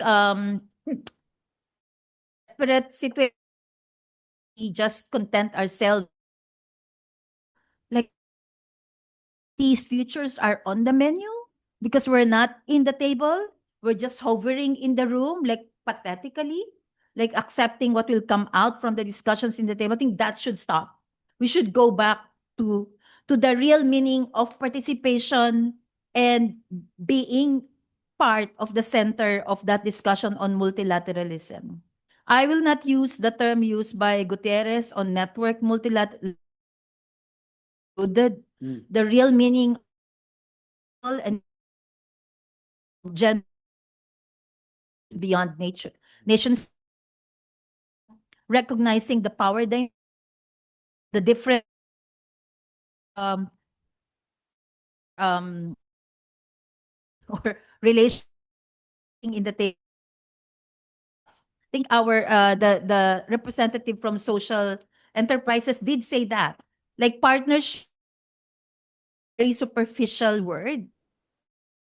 At superficial, at the same time, have it means anything to unless you put in the discussion that partnerships should take into account the different the structure roots of power imbalances, and there's also assertion peoples on recognizing the difference between those the power and those the right holders. That has to be very clearly discussed when you go in when you rebuild multilateralism towards a better future. Just another two short points. Like I'd like to emphasize now what was discussed by our speaker earlier from SDG Move about the importance of prioritizing principles over icons. I think all these cute icons that came out from the SDG process are useful to some extent, but it actually distracts reality that the reality is careful.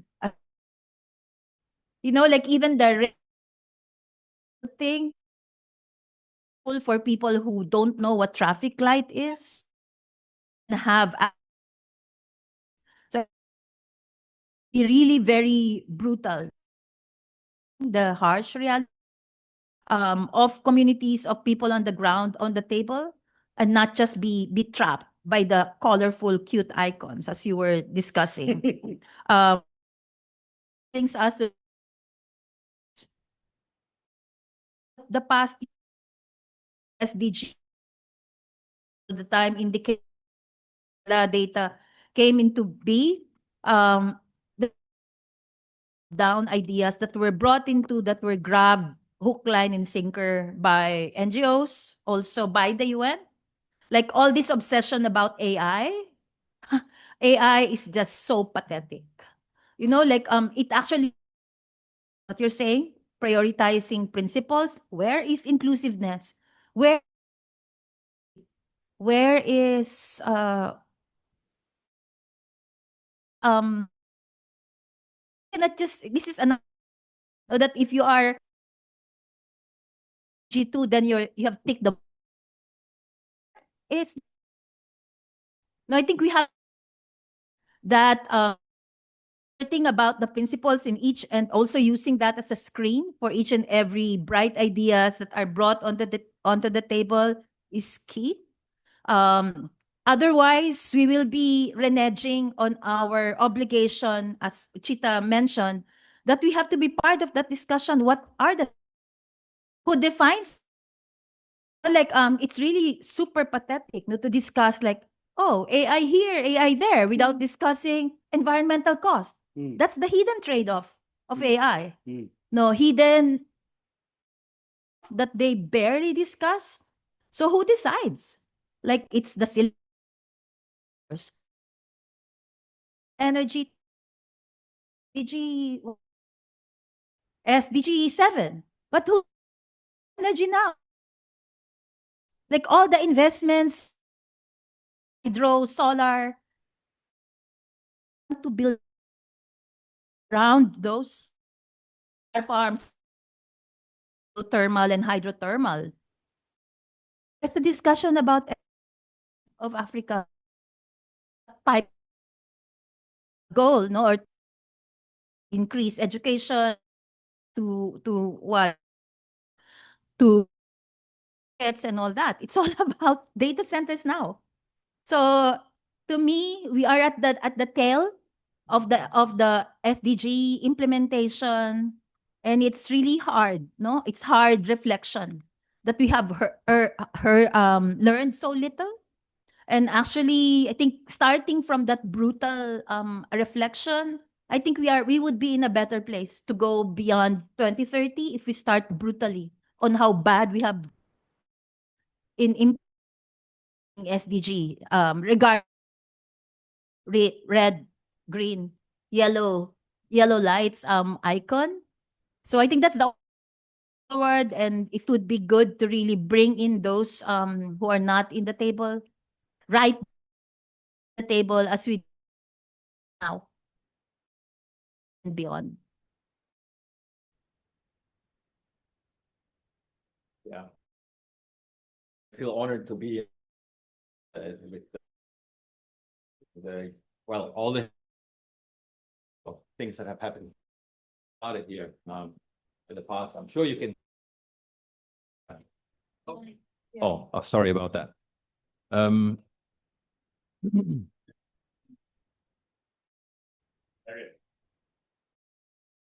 Thank you. So let me just try to share some thoughts or some potential perspective on the three questions that were posed, because we can look at it in myriad ways, right? For example, why is the multilateral system failing to achieve SDGs?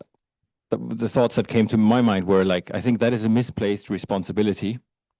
The SDGs were agreed by governments, right, during the Open Working Group. And it is countries that develop their economies rather than the multilateral system. What is the multilateral system? For the SDGs, I guess we think of things like the UN or the development partners, international organizations, and so on. I think they are not equipped to push for any kind of transformation, which was in the question. I think what they can help with is like what we find on the SDG 17, partnerships, data, trade, so on. This all works under the current global system, right? The current global system can at best facilitate incremental change, not transformation. There is literature out there, I'm sure you're aware of, about transformative change or transformation management. The literature can also quickly you foresee where the change be able to really control change. Is not what you wanted, but what you deserved. So hence, you know, if the multilateral system works, it would work in favor of slow change rather than transformative change. And I believe since 2015 to today, that is exactly what we have witnessed. We have witnessed a little bit of transformative, a little bit of incremental change, a slow change.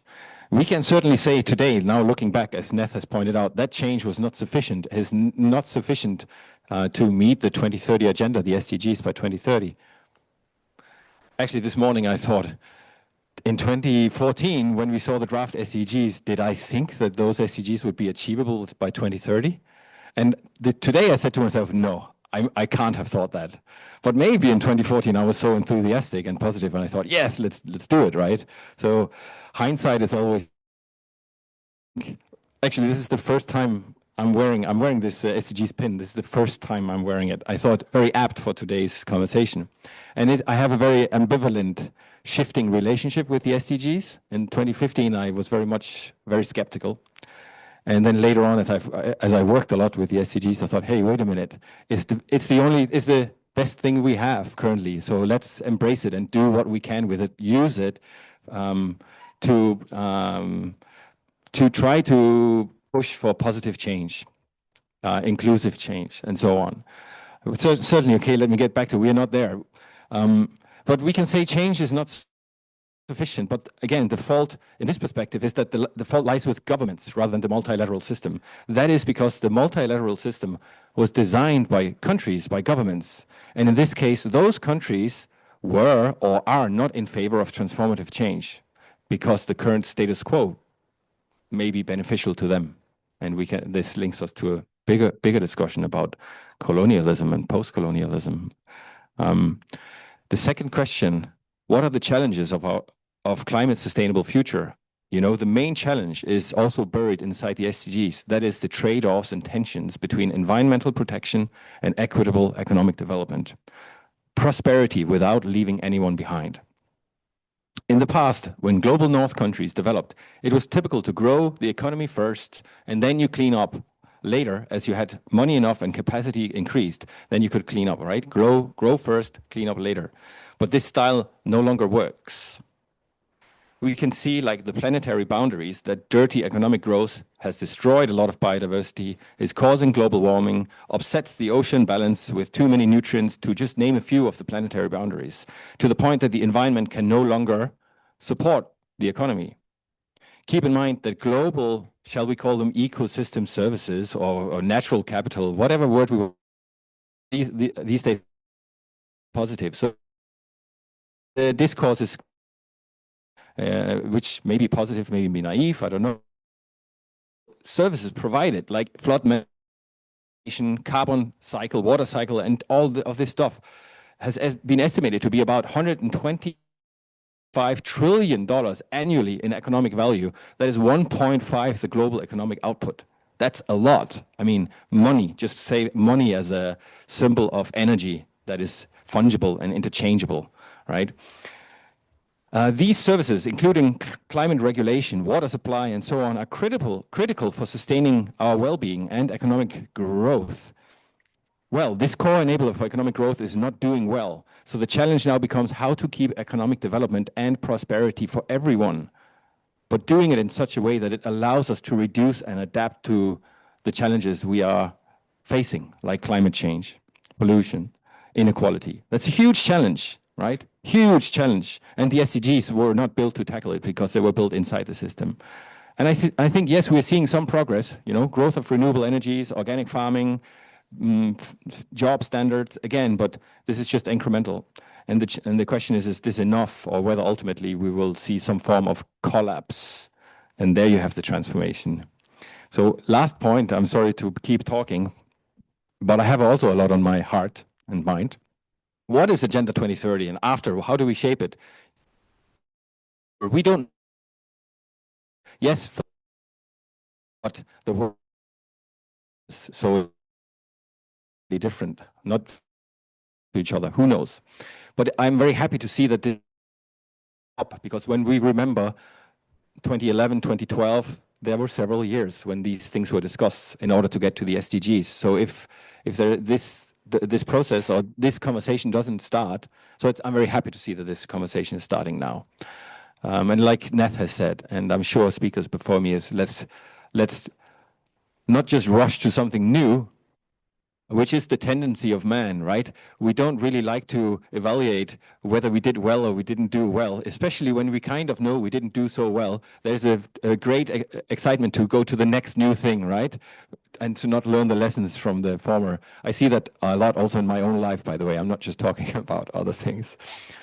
So I think the open-ended process that shaped the SDGs might not work in today's current climate. It might not produce the same, it definitely would not produce the same set of goals. So the question is therefore, if we say we support a goal-oriented framework, goal governance by goals, then would having a process to determine the goals after 2030 be able to produce something desirable or not? I'm not sure. For this reason, some argue to extend the deadline of the SDGs to 2050, like I think STSN are doing, to match important targets of Paris Agreement and so on. But again, as we recognize, the world has changed, lessons have been learned with 15 years of SDGs. So maybe the SDGs as we know them are no longer suitable to guide development after 2030. If they are no longer suitable, we need to start thinking of a systematic way, many points of which Uchita has outlined in his ambitious and overwhelming slide set, which I would like to take a more careful look at a different stage. But many of these processes then need to come in order to allow us to properly take stock of what has and has not worked, and propose the results of such a stock take as inputs to any process to shape development. To shape development, I don't even like the word development, to shape well-being together after 2030. And yeah, I think like today, we're beginning to consider these questions. So I'm very happy to be able to share a few thoughts. Thank you.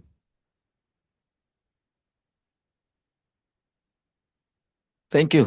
Thank you, Chita. Thank you very much for giving me this opportunity. It's, you see,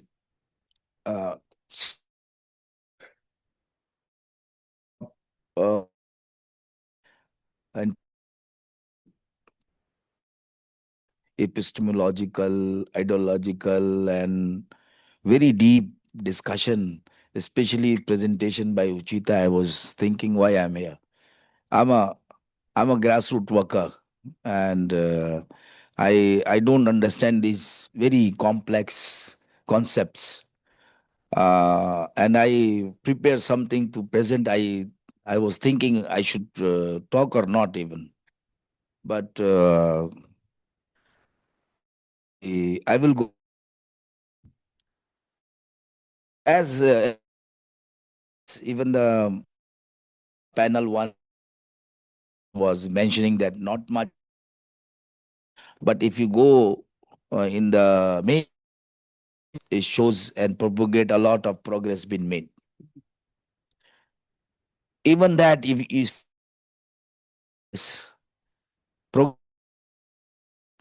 and whose expense? No, we never tend to go beyond surface. Tells you a lot.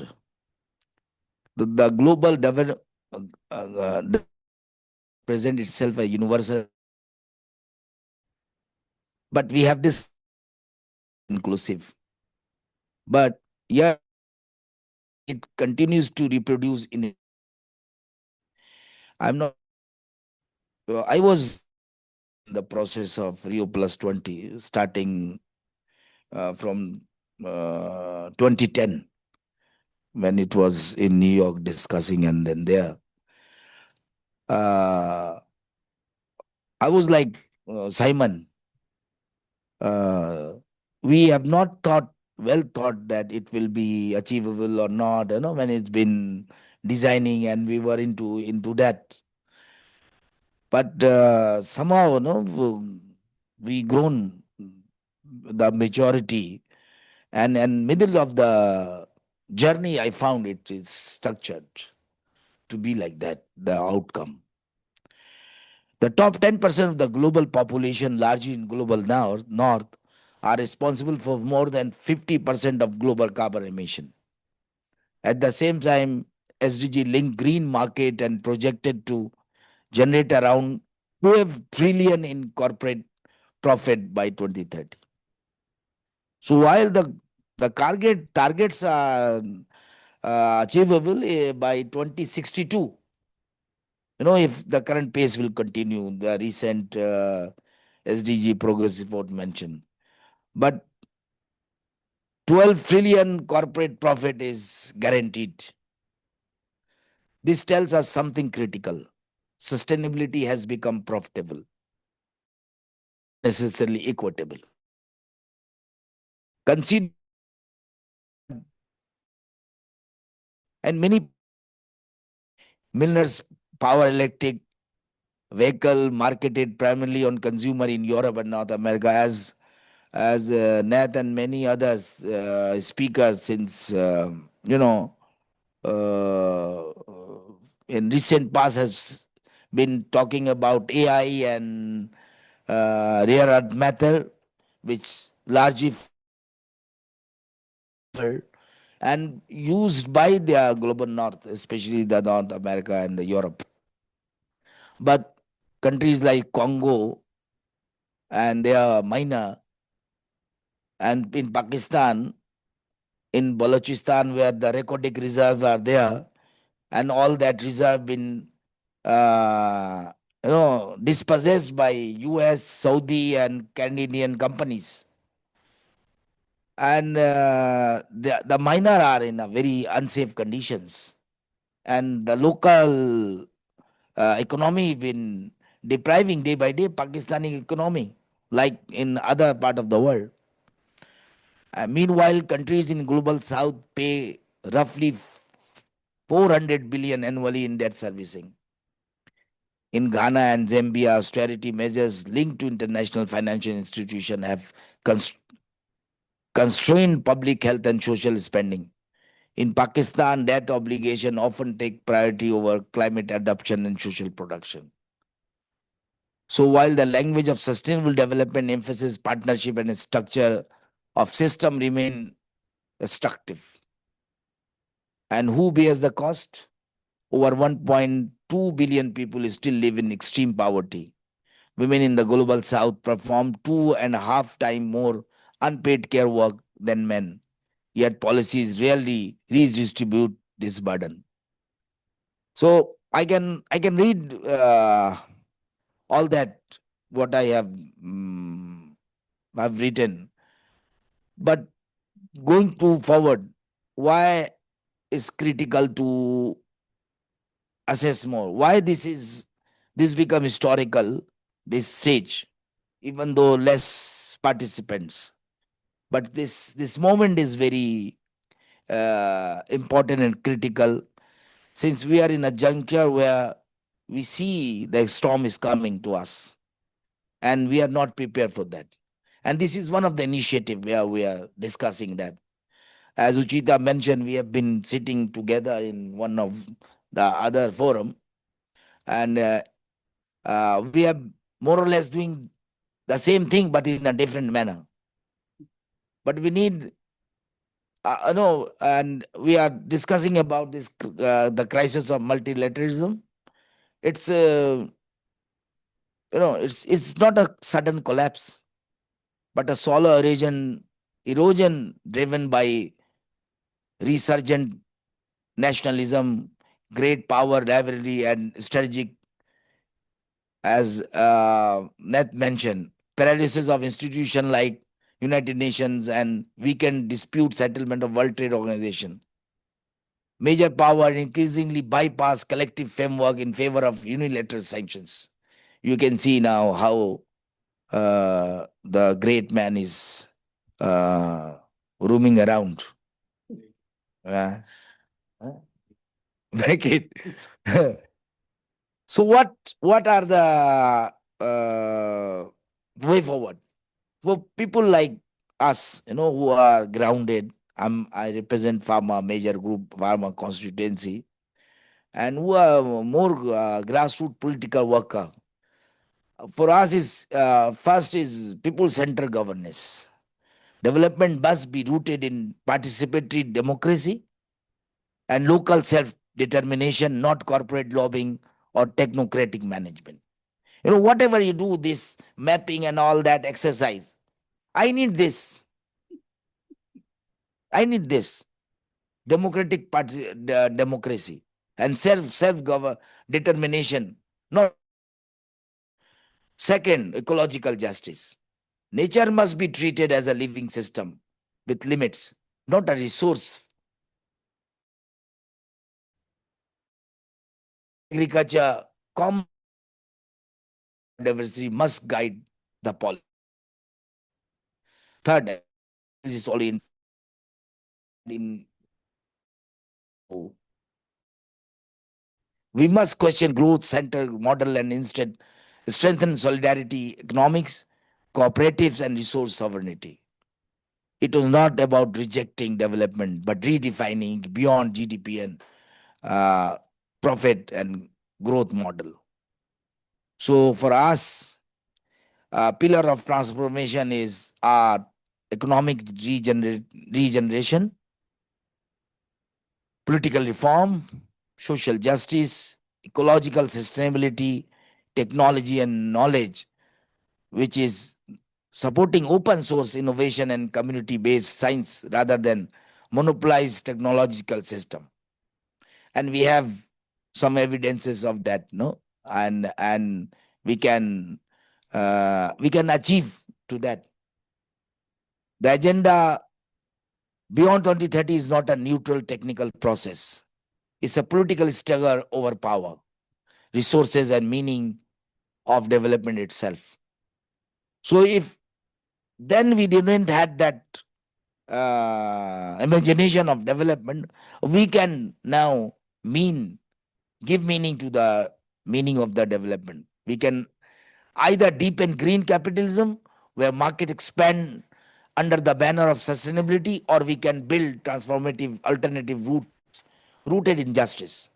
A radical critical perspective reminds us the marginalized communities, ecosystem, and future generation must be at the center, not as beneficiary of trickle-down development, but as agent for shaping the agenda. Another development model is not necessarily, it's already being built from below. And, as Ochita's model suggested, we need something else, out of the box thinking. The question is whether global institution will continue to protect concentrated power, or whether we will collectively reform it.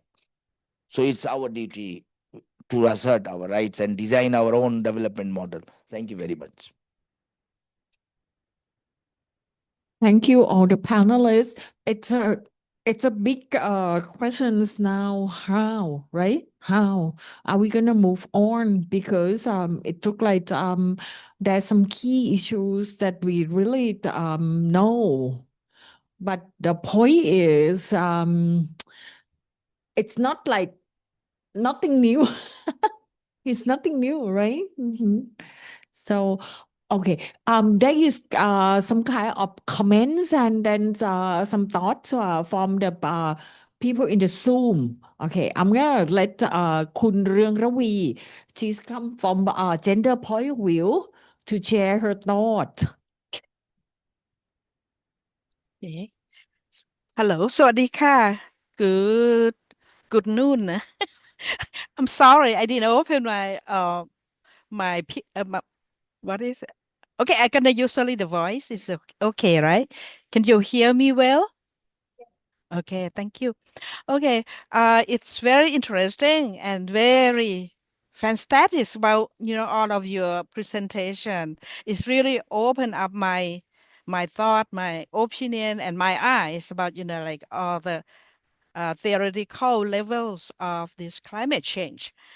But as a people who work with the women and also focusing on gender issue, I would like to just supplement, some of the practical idea and work that I have been touching from some of the work that I'm working with, and also the next work, the next project that I'm going to focus on.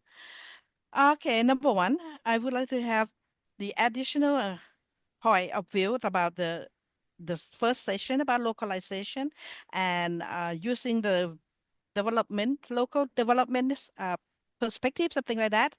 I would like to add a little bit more that we should look at the mechanism, the local mechanism at the local level. They are already in place. For example, the local government, which they have the duty to drive, so we can make it a mandate government to have the responsibility for planning, and it's essential to ensure that they have appropriate stakeholders in place to support this. This can ensure sustainable the people participation all along, because when we just yesterday, 2 days ago, found that the people in the mechanism they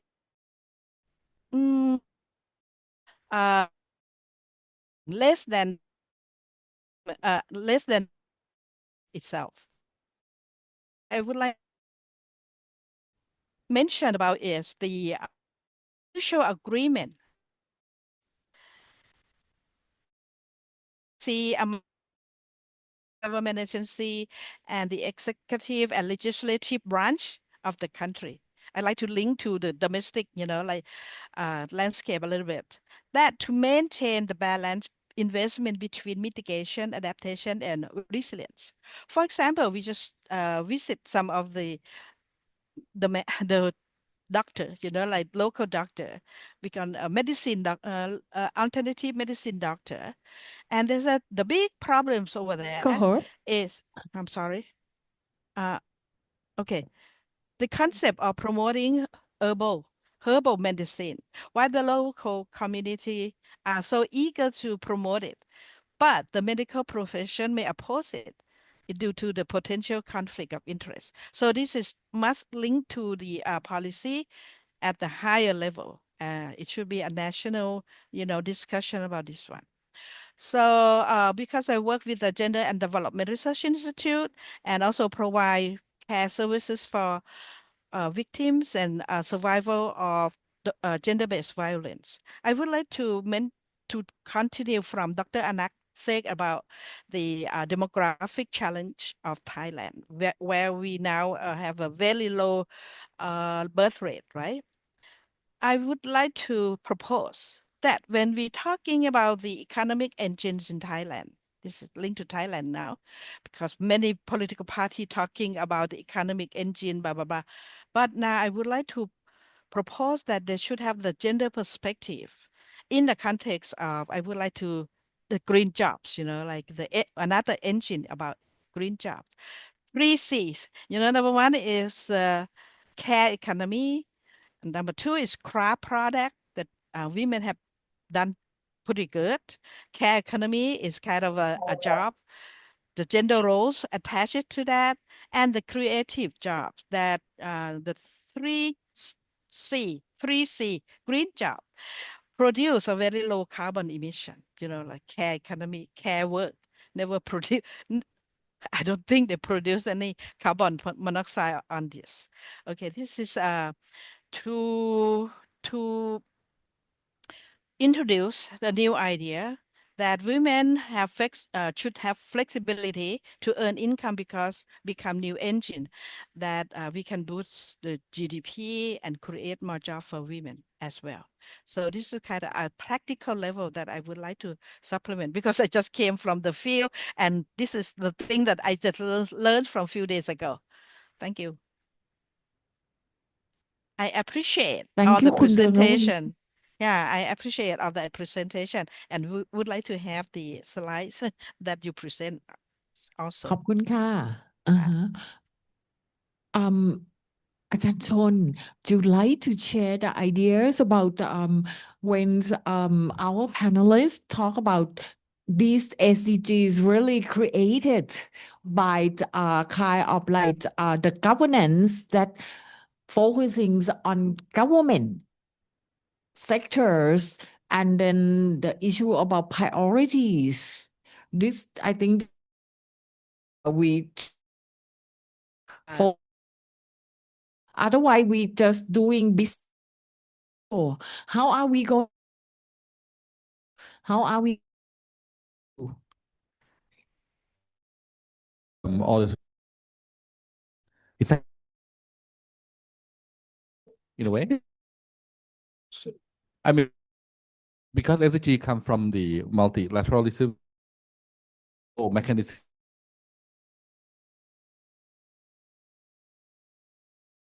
from the government, in a way, government is to agenda the of draft try to be more inclusive. That is nearly enough inclusive. The meaningful participation probably not incorporate into the agenda. I mean, although there are some targets talk about the role of communities, in the water and the ocean and the forest goals, but many other goals also reflect the business as usual power relations between the rich and the poor, the government and the beneficiaries, but not yet reform the relationship, the power relations between actors in the society. I mean the paper by Gupta and Professor Gupta and Beckelen in the Netherlands also discuss inclusiveness, and they mentioned that although the SDG contains a lot of social and ecological inclusiveness, but relational inclusiveness, which talks about how can we power, they are very minimal. They only talk about the role of the rich countries helping the poor countries, but the power sector, civil society, and government within the countries that mentioned very little.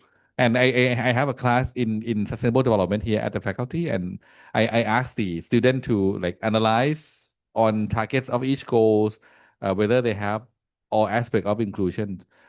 It turns out that the goal number 1, poverty reduction, actually have a very lagging behind concept of inclusiveness, because it only talks about the poor as the beneficiary of the policy of the social protection, but not talk much about empowering the poor to have more agency and organize themselves. Yeah, something like that. So a lot to be improved in the global agenda if we look from the principle that we talked from the beginning, right? But then how can we actually incorporate the meaningful participation of people sector into these agendas? I really think that I mean, I have a discussion with Thai government sometime, the planning agency, and one of the excuse that they use is that they perceive that CSO is very broad and diverse, and who are actually the representative of the sector, and they always use this explanation to not include CSO into the mechanism, which is a strange way to deal with a problem. So that is why, as I mentioned in the first panel, that we try to create a mechanism that convene participation of the CSO in a more continuous and consensus-based way. I think we used to have the open-ended working group with the Ministry of Foreign Affairs. P.O. Chutatip also the ones who run and make it happen, but then it was gone after the change of the. So I think this time when we assembly month about we could have to convene this. We could do with Thammasat University also agenda. I'm actually going to propose that host or pick people forum in parallel. So joint collaboration between academia, venue, and the civil society, who actually be the ones at the front line dealing with development. We should collaborate more in order to actually create or convene a more continuous and critical conversation in sustainable development. I would like to share my some kind of recent experiences that I'm dealing with a lot of private sector. But you know, when we talk about private sector, it's not just only the large scale private sector. They also have small and mediums are the one that are majorities of the private sector. And then another issue is, you know, when we talk about SDG as a kind of colors, things like that. But private sector, especially small and medium, it's like us, like civil society. They are talking about what do you mean by that? What are the benefits for them, right?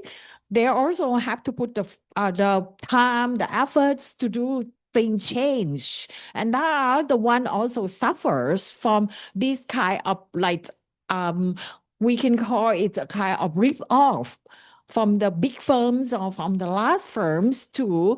So the point is, I'm going to say that the meaningful, engagement, it's very important it's not just only for us, but it's also for the private sector. It's also for professional association too, because without that, we can't really have a kind of like democratic governance, because otherwise just only the one that have big voices that can make the demands what it should be, and the one that attach or access to the government resources gonna be the one that benefits the most. So I would say that we should call upon this kind of like meaningful engagement, right? And we need to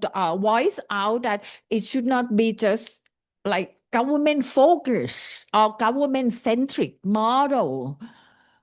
That is exactly what Simon says, that because SDG 2030 is really built from that. Maybe that's the point. That's fun. It should be different. That's what I think this is to be a message for today, right? And then exactly I try to raise the issue is of priorities. Right? The priority is very, very significant because, of course, we have 17. Everyone thinks that 17 is important, but what are the means of implementation? Where are the people who are going to benefit for it? Right? Even the private sector asks the same questions. What are we doing? Who's going to get from these benefits, from this change, right? Of course, technology is important, but if you use the lens of human rights, if you use the lens of human center, you will find something different, because the cost, the negative impact should be considered, right? So that's something that I think we should focus when they talk about the beyond or 2030, because now there is no progress because business as usual. No one wants to change because they just feel like sorry, what do you say? Yeah. Oh, yes. Happy as usual. Business as usual. Yes, please.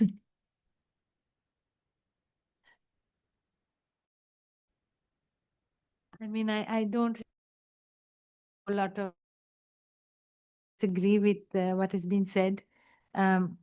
My experience of the SDGs is that we lost the plot way in the beginning because we concentrated on the boxes. We didn't concentrate on the principles. And it was really not about reaching all of those targets.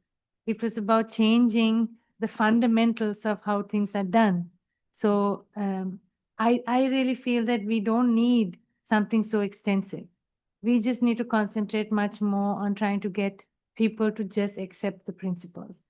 And we should simplify. I think we have learned our lesson that this kind of like overwhelmingness, from a very pragmatic point of view, is really not going to be result in things that we really feel as fundamental shifts. But if you can go back to just encouraging people to think about it's just three principles that guide the not sustainable development, sustainability.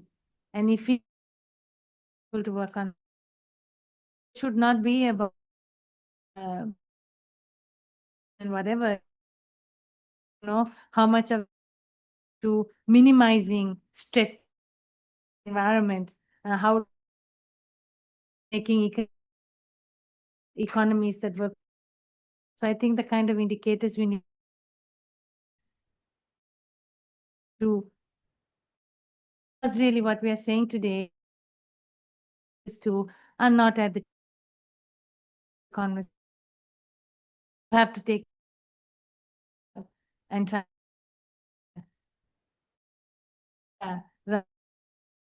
structure that in a because is to like which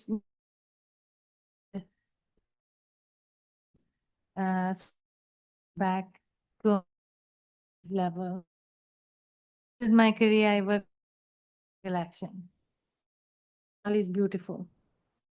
On Schumacher, I worked as well because we worked with does in the groups to try and how it matters to. I really feel that we have to go back to model patronizing model. One we are also embedded in. We thought that it would be better if we are part of it to fight, but I don't know whether that has helped us. But I still believe I'm still an optimist that I think it's my biggest fault that the principles of sustainability are really important. And if nothing else, at least the SDGs created the promotional quality of that aspect. I mean, most area worked in it from an environmental perspective. The SDGs actually put it on a global scale into all other types of development, which was to talk about. I think at least but my personal opinion is that we need to simplify it if it's really to work. Thanks. More.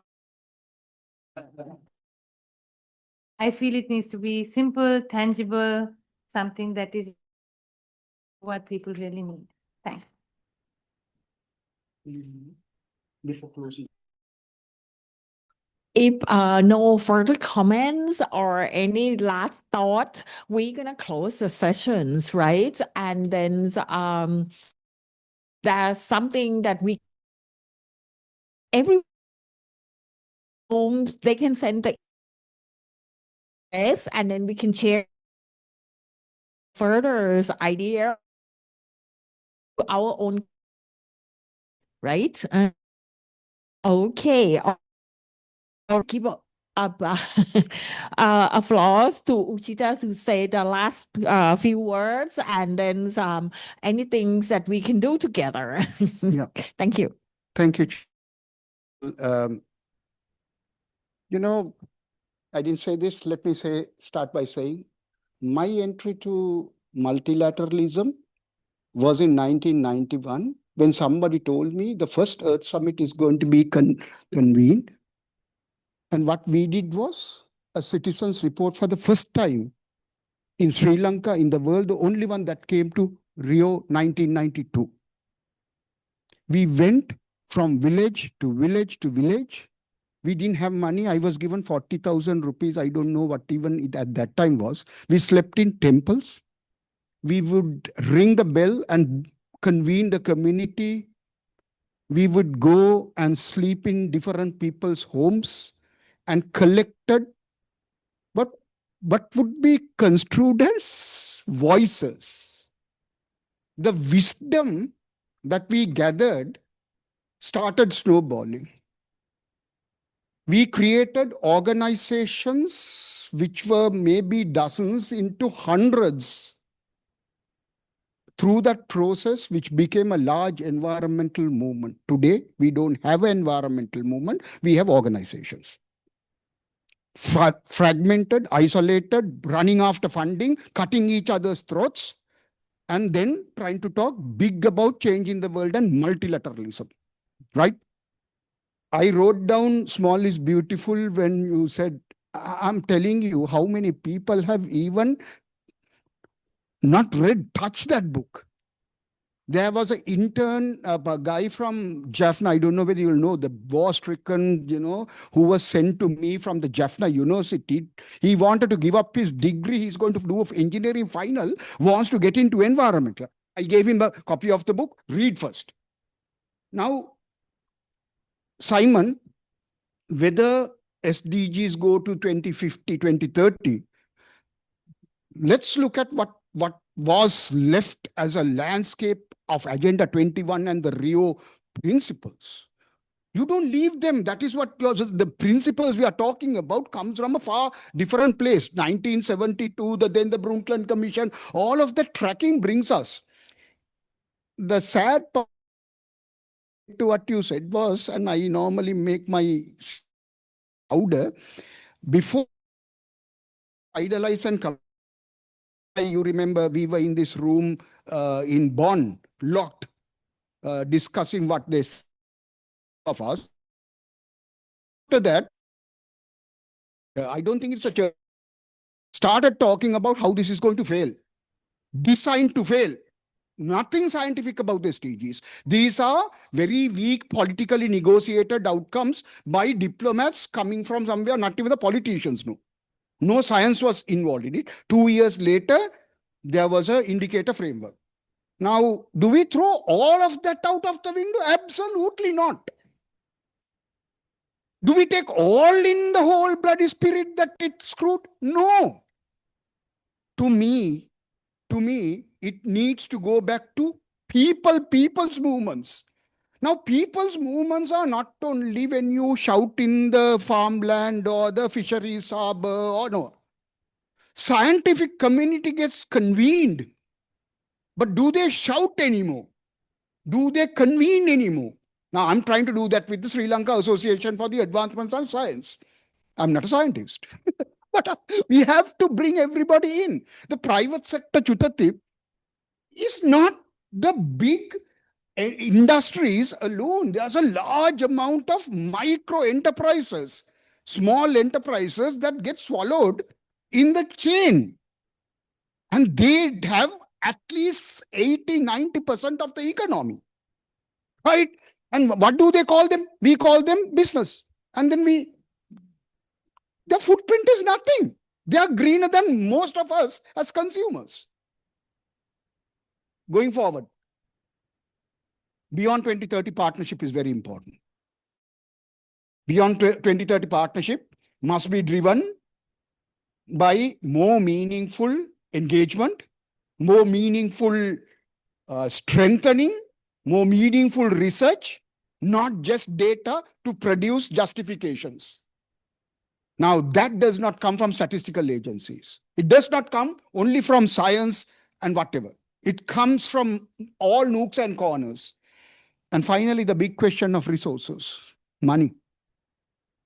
The entire last year, I didn't have a single rupee given to me for anything, and I traveled into 7 of the 9 provinces. The chief ministers, the governors invited us. The governor gave me a place to stay in Jaffna when we went. There are different ways. Voluntarism is something that we have forgotten in the SDGs because it went into very fragmented, small experts. It becomes very hard for the stuff that you guys are. I would love to hear what move means. Be trying to move it, right? Move it. So finally, I must thank Chutatip with a big heart. This was something that I request. I had not met Chutatip also for a very long time. But Chutatip sends messages on LinkedIn, which is very few who would do that. And that worked well. And then with certain things going on, I thought, okay, I have decided, I have accepted to go to Bangkok. I'm going to do something and leave it there. And there were few others that I thought who should be engaged. I'm absolutely grateful that you, your organization, and Thammasat did this. Please understand, last evening, let me finish this. Last evening, trying of the UN, the secretary to the commission came and said, Uchita, are you okay? I mean, he saw me from out. I'm walking out of the UN building around 3 something. They knew, I mean, these are look, these are also colleagues. These are good people. And I said, yeah. He said, what? I said, this discussion is old and gone, right? But ESCAP is the regional place for congregation as well, not for dissemination of whatever alone, because it does not get traction in New York. New York decides, they just send something, no one cares. Net would know. All of you would know. When there was no space for the Asia Pacific regional ESCAP, Sri Lanka was the chair, and we had to host them in the embassy. So finally, it comes down to people. It comes down to people's representative government. And then a collective.